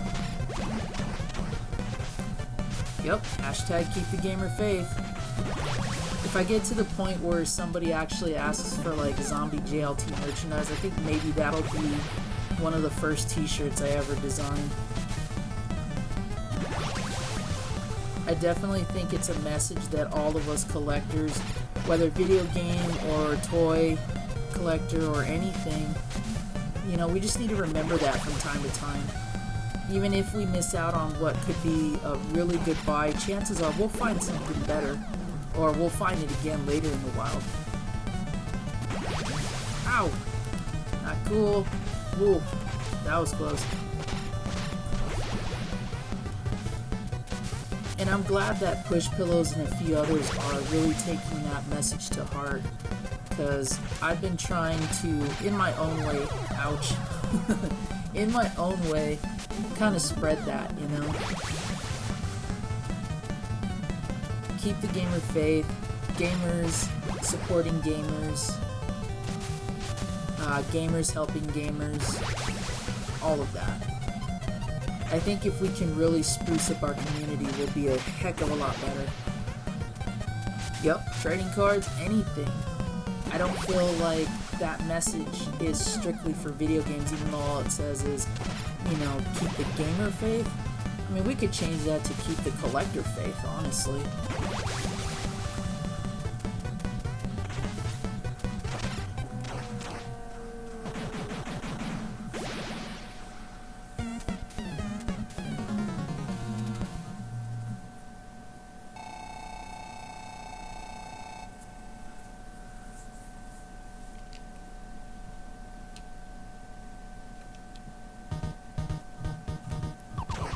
I wish I knew how to make online databases, because what I would like to do is create a database for everyone who's interested in helping to spread, keep the gamer faith, gamers helping gamers, and gamers supporting gamers, all the messages that I live by.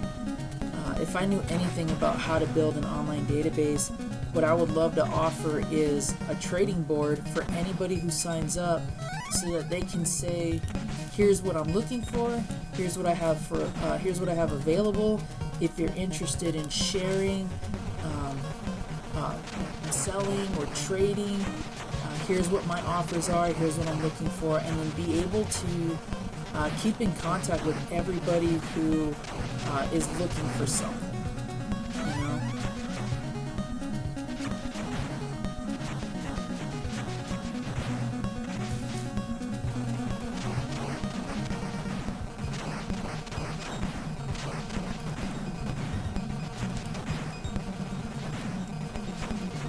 Get away from me, you little... I really am annoyed with these things.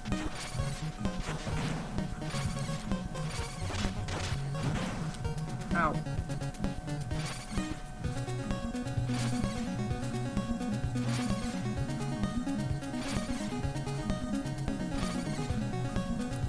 Exactly. Exactly. Yeah, same here. I mean, I know some of us use price charting, and that's a good start. But unfortunately, it's not as user-friendly yet, to the point where we can actually search for other collectors on there. Like, I'd like a trade board that's specifically for people who sign up, and that way we're not involved with the businesses of others. Like, it's just strictly, like, let's say I was to go on there and I create a zombie horde trading board. Like, that's what I would want specifically for our group and anybody who signs up for the zombie horde. So if I knew anything about how to make one of those, I totally would.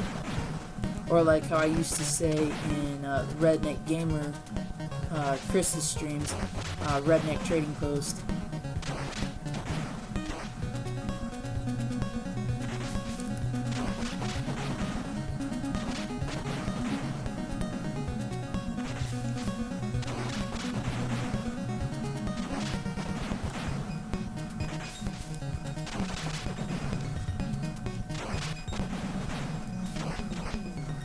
Yeah, unfortunately, that's true. Um, I know Chris has been very vocal on some of the trades that he's tried to do, some of the purchasing he's tried to do, and I really feel bad, especially that latest episode of Game Chasers. It seems like everybody got the raw end of the deal when it came to that episode, and it's very unfortunate because that's what our market is nowadays. Everybody is trying to get way more money than they should for a lot of these games and systems, and they don't do the proper research. They just think, because it's old, that we should be able to charge however much we want. And I mean, that is true, but you're hurting the gamer community more than you think you are when you do that.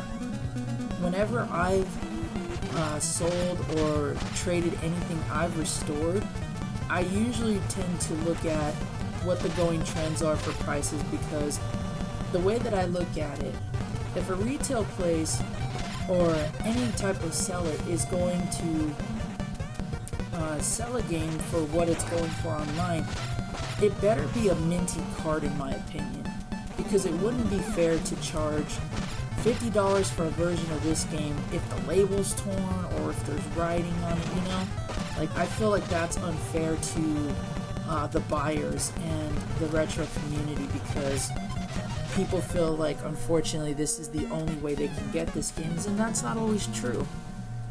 Sometimes you do find cheaper auctions, or you do find them at yard sales or some retail stores with fair prices. Again, keep the gamer faith. You never know what's in store for you, even if you feel like you've just picked up probably the best deal you've had ever versus not picking anything up. You just never know what's going to be waiting for you the moment you click on a website, you go and text somebody, or you message someone in the Facebook Marketplace or on OfferUp, all those different resources that I've been utilizing since I got internet. And you all have heard me say before, back in the day when I used to game hunt, I had no information. I was chasing in the dark. I had no idea what was worth anything. It was all based off of how often I saw a game in the store, how many copies of it, things like that. Never an online database where I could sit there and just decide, this game goes for such and such on eBay, I'm going to pay this price for it.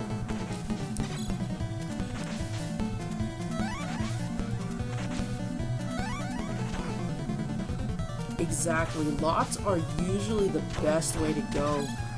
Even if a lot has a lot of the games that you own in it, if you're going to get a very pricey title, it's almost worth it in many ways to just get the lot and sell your doubles. Sell them, trade them, what have you. There's always a way you can flip a lot that you buy, or even just a quick sell at a low price. You can always turn things around with it.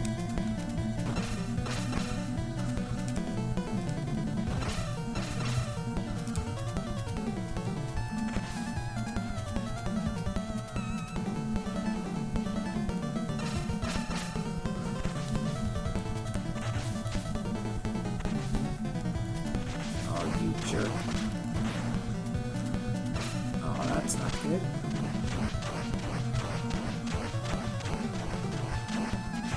Yep, that's exactly how I was doing all my game chasing back in the day. And my childhood best friend and I, we were like the Billy and Jay of our neighborhood growing up. We knew where the best sources were. We knew what was worth paying for, how often most games popped up in the store. Like, we had the basics of information as far as, okay, what was a late release, and what are some of the kind of trending games. And he was a big Sega expert, whereas I was a Nintendo expert, and we used to just share and bounce off each other's information like that. And it did make finding some games easier, but had I known now what I do, back then, I probably would have been way more efficient at knowing what games are worth investing in, because I have my fair share of fumbles and they still eat away at me when I think about it. Passing up on Little Samson for dirt cheap, selling games like Dragon Fighter and King Neptune, I forgot what the rest of that one was called. Just so many missed opportunities that had I known what these games really were and what they were going to be in the future, I mean, yeah, I still kick myself over some of these to this day.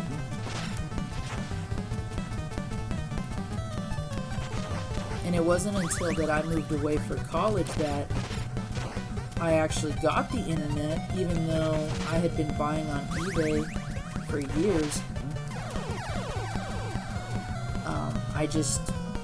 I had no outsource for information other than also what my friends who worked at video game stores told me.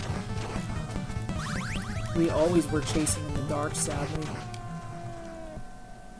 And that's how I ended up not getting pieces at really low prices that were worth money today. I used to see Little Samson in a $3 bargain bin, never knowing how late of a release that game was, let alone knowing, oh, this is going to be worth thousands someday,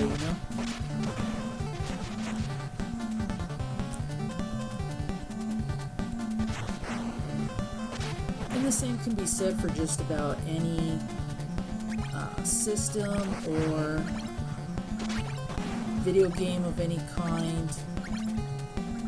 It really just depended on what we saw and how often we saw it.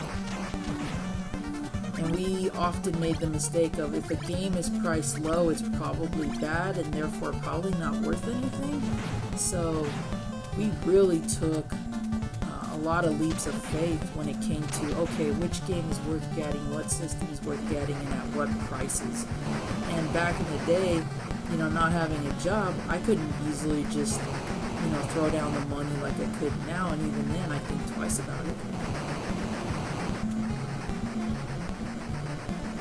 Yeah, see, who would have thought that all would have been worth money, For me, it was kind of a mixed bag, because on one hand, growing up poor like I did and never really knowing it, I tried to preserve all of my games, just like my action figures, for as long as I could. Unfortunately, I have a little brother and I have cousins that like to grab things from my room, and just, a lot of that ended up destroyed. So I either had relatives destroying my stuff, or I had my mom throwing away things that she thought I didn't want. Yeah, it was a nightmare.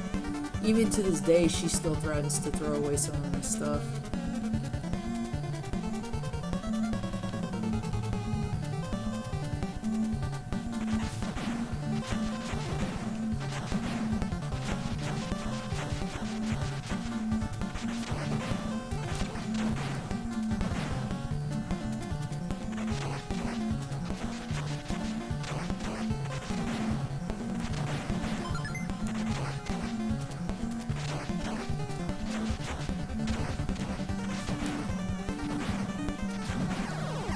Come on. Barely touched me.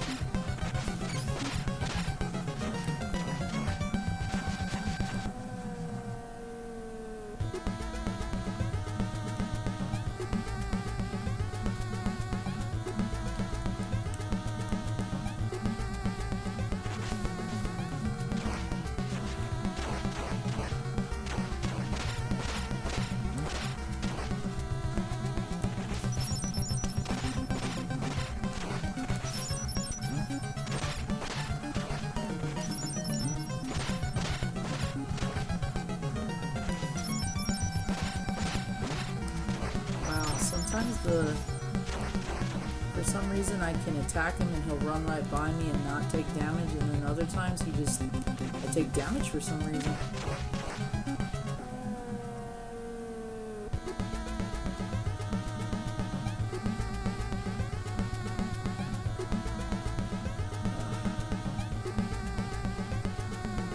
Oof, my eyes are burning. I can tell I'm tired.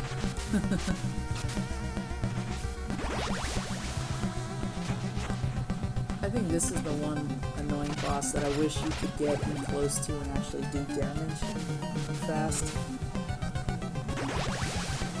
Whoa.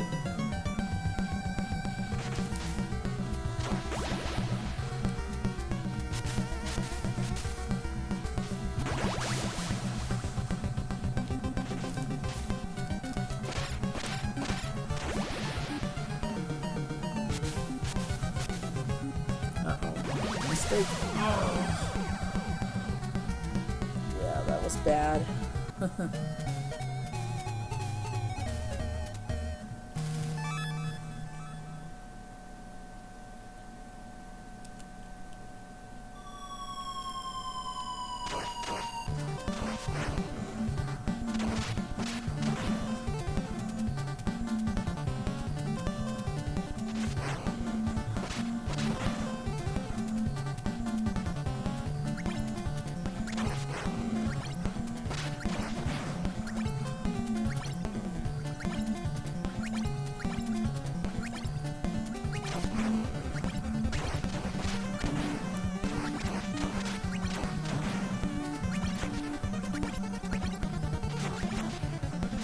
Oh, no problem, Moon. Thanks a lot for being here. I appreciate the support, dude. You have a good night. Same here. I always love it when you're in the stream and we can talk about games and all kinds of good memories.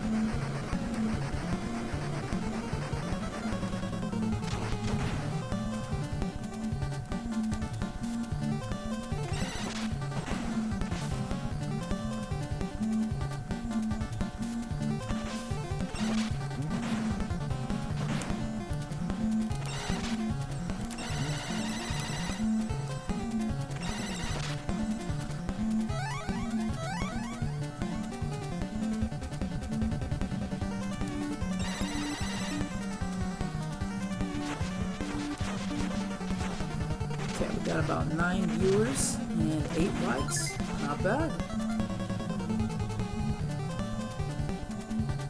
Sure to smash that like button, everybody.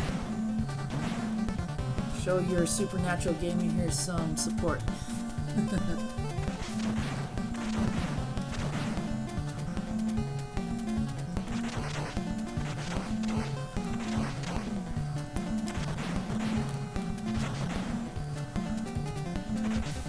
Hey, how's it going? Thanks for joining the stream.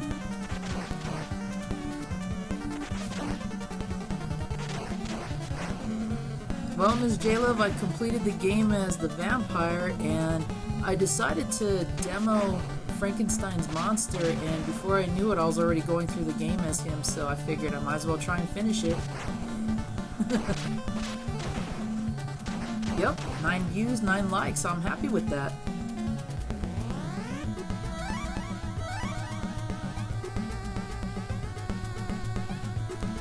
So here we are at the last stage, Monster Mountain, pretty much having to do the same boss rush that I did before.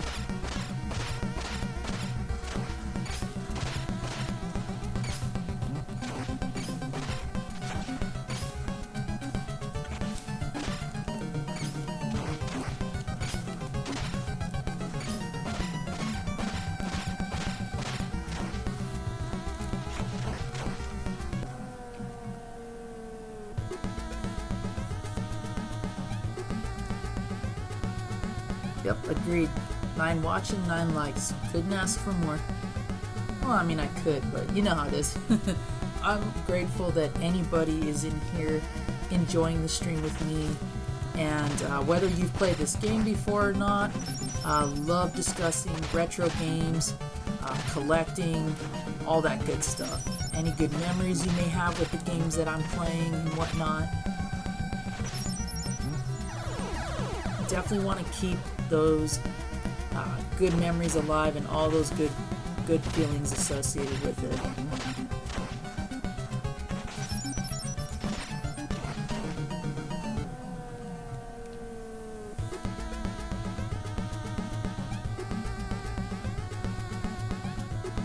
I'm actually waiting for the day where I actually get another donation, because I have some little personalized sound effects that I would love to hear someday, but you know what? Doesn't matter. Whoa! Too close.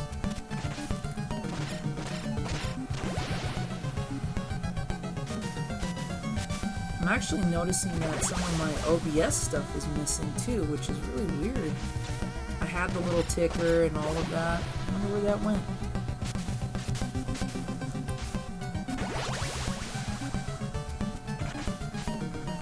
Ow. It's getting too impatient.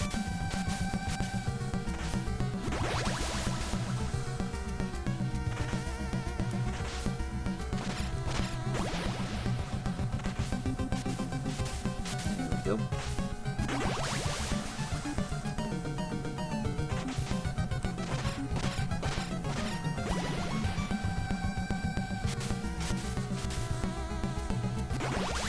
Whoa!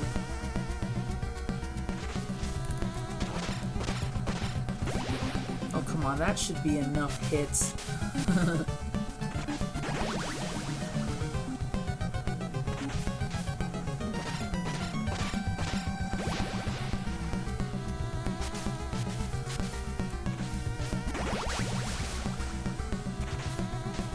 Whoa, that was close too.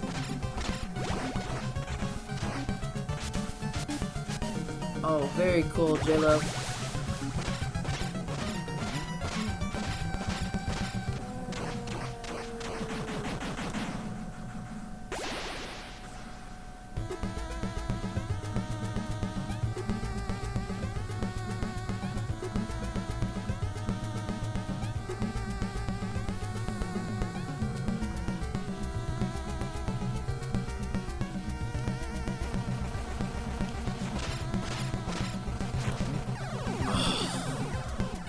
Always gets me if I don't stop in time.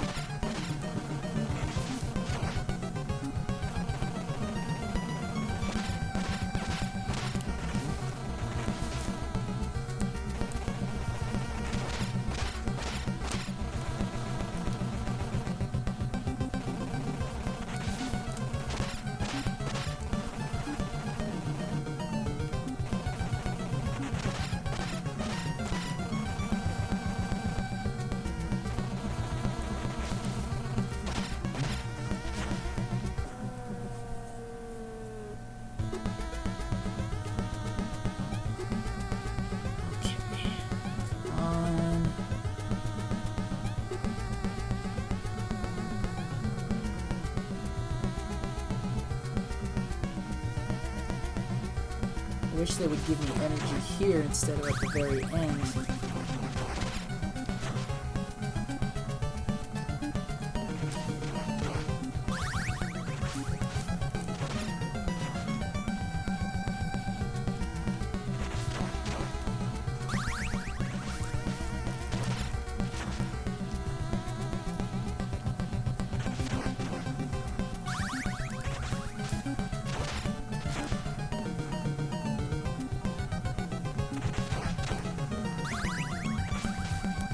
Oh, she got me. Come on. Oh, I ran right into that. I looked up the wrong version.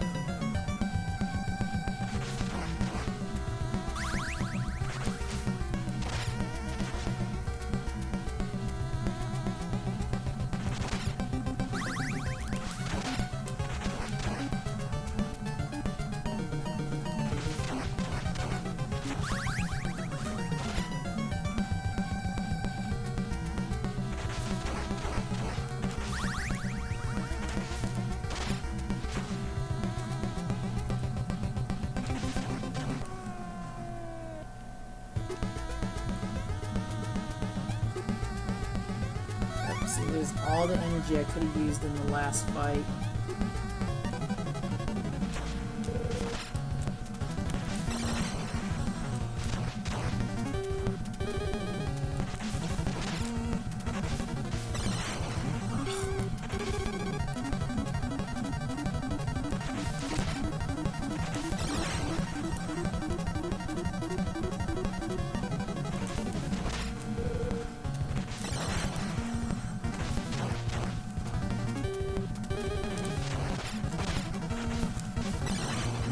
Too soon.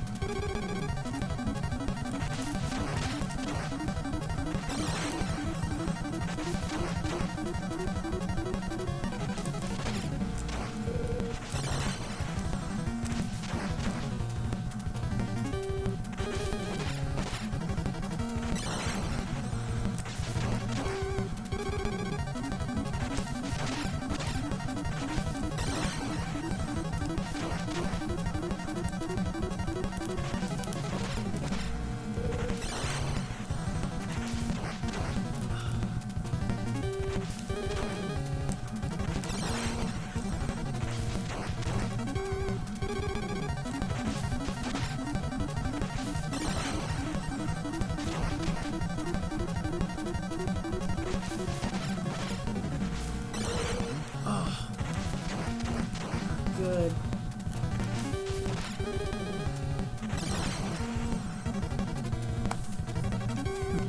Hands are actually getting sweaty. Whoa.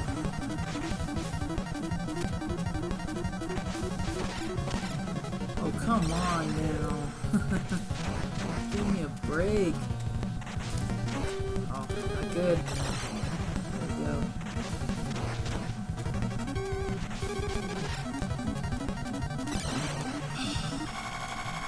Got him.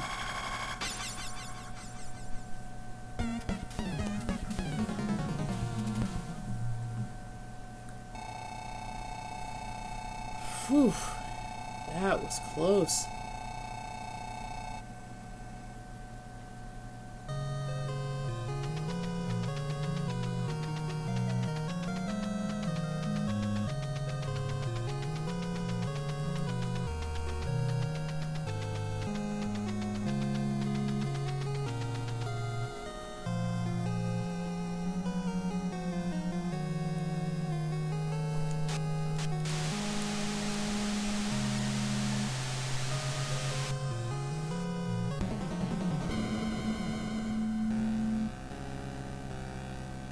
Of course.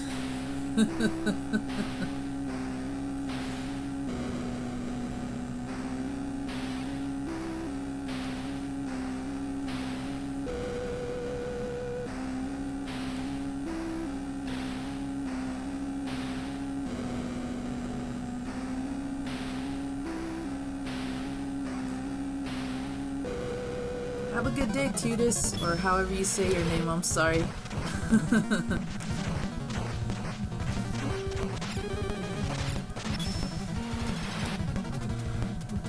Whoa.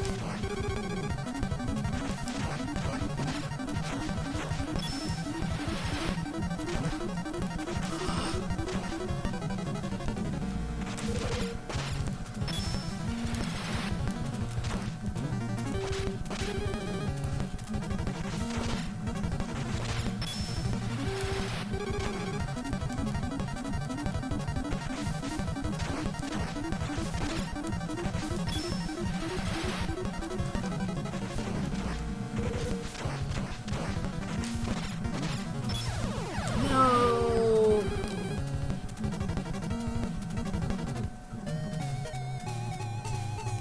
Tooties. Okay.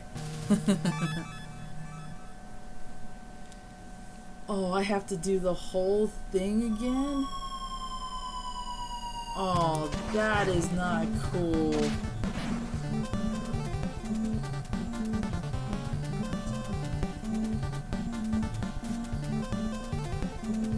Oh my gosh.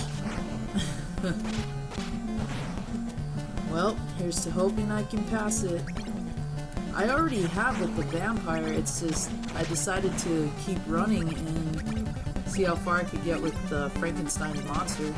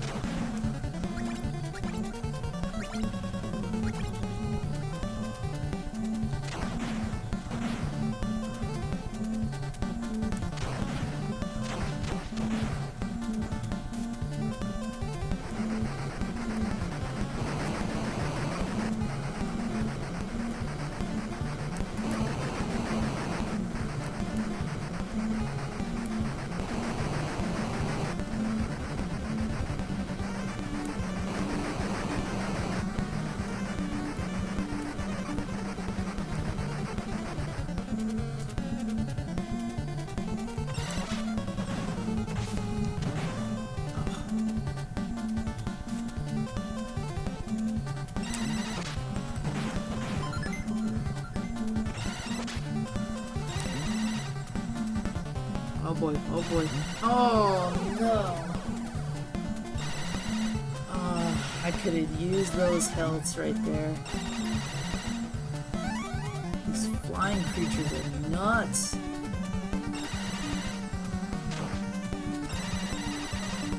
Oh. That extra life would have helped me out so much here.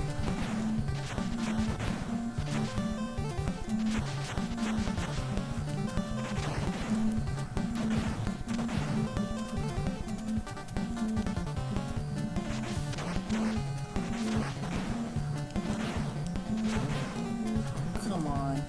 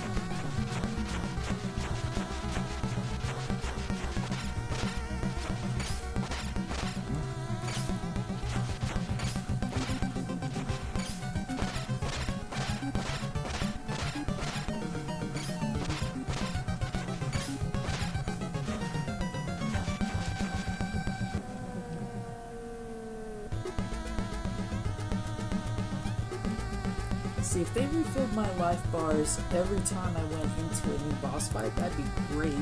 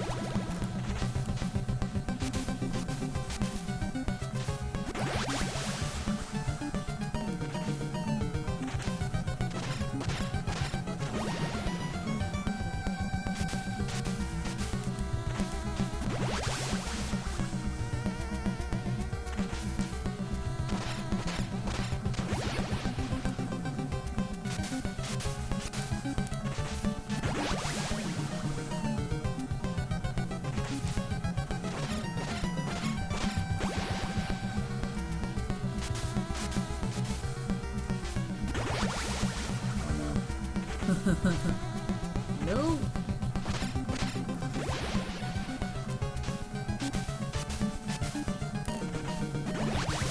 Oh, that was a bad idea.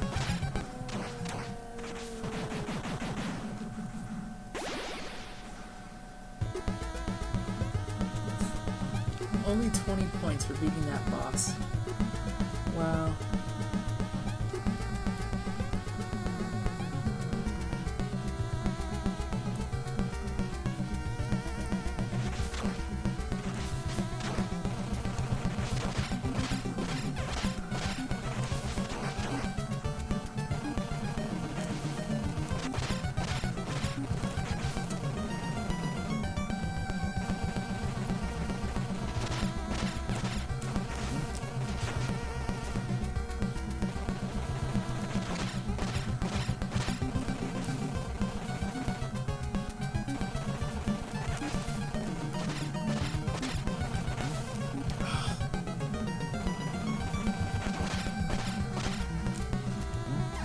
Oh, come on! That was not fair at all.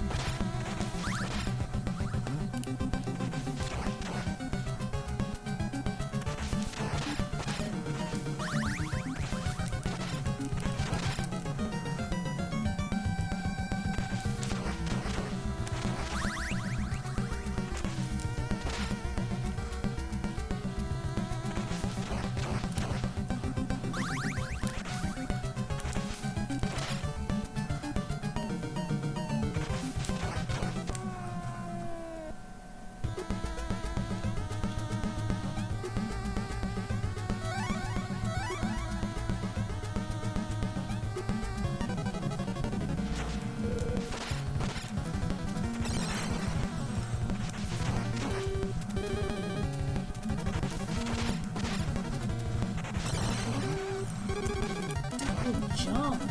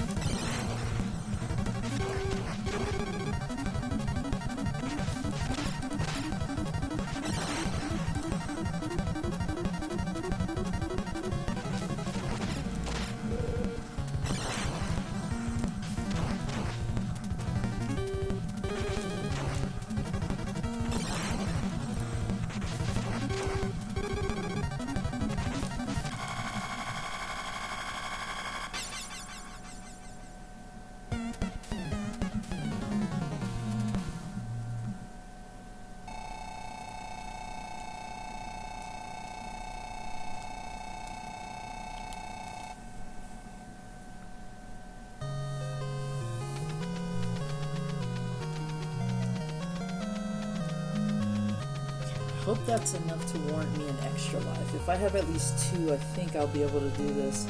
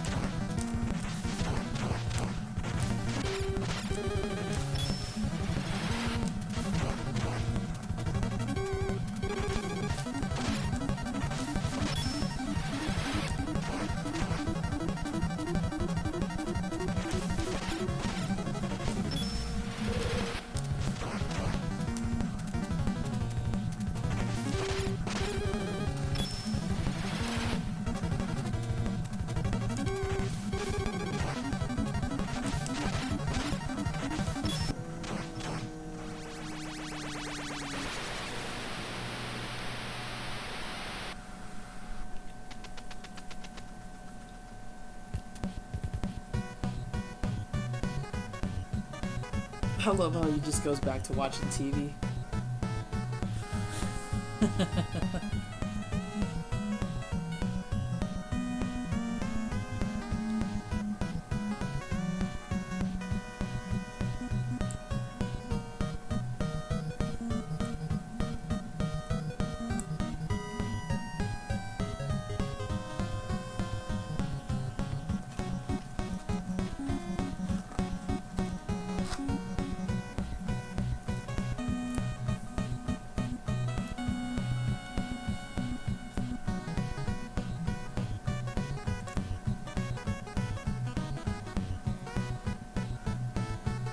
Thanks, Miss J-Love.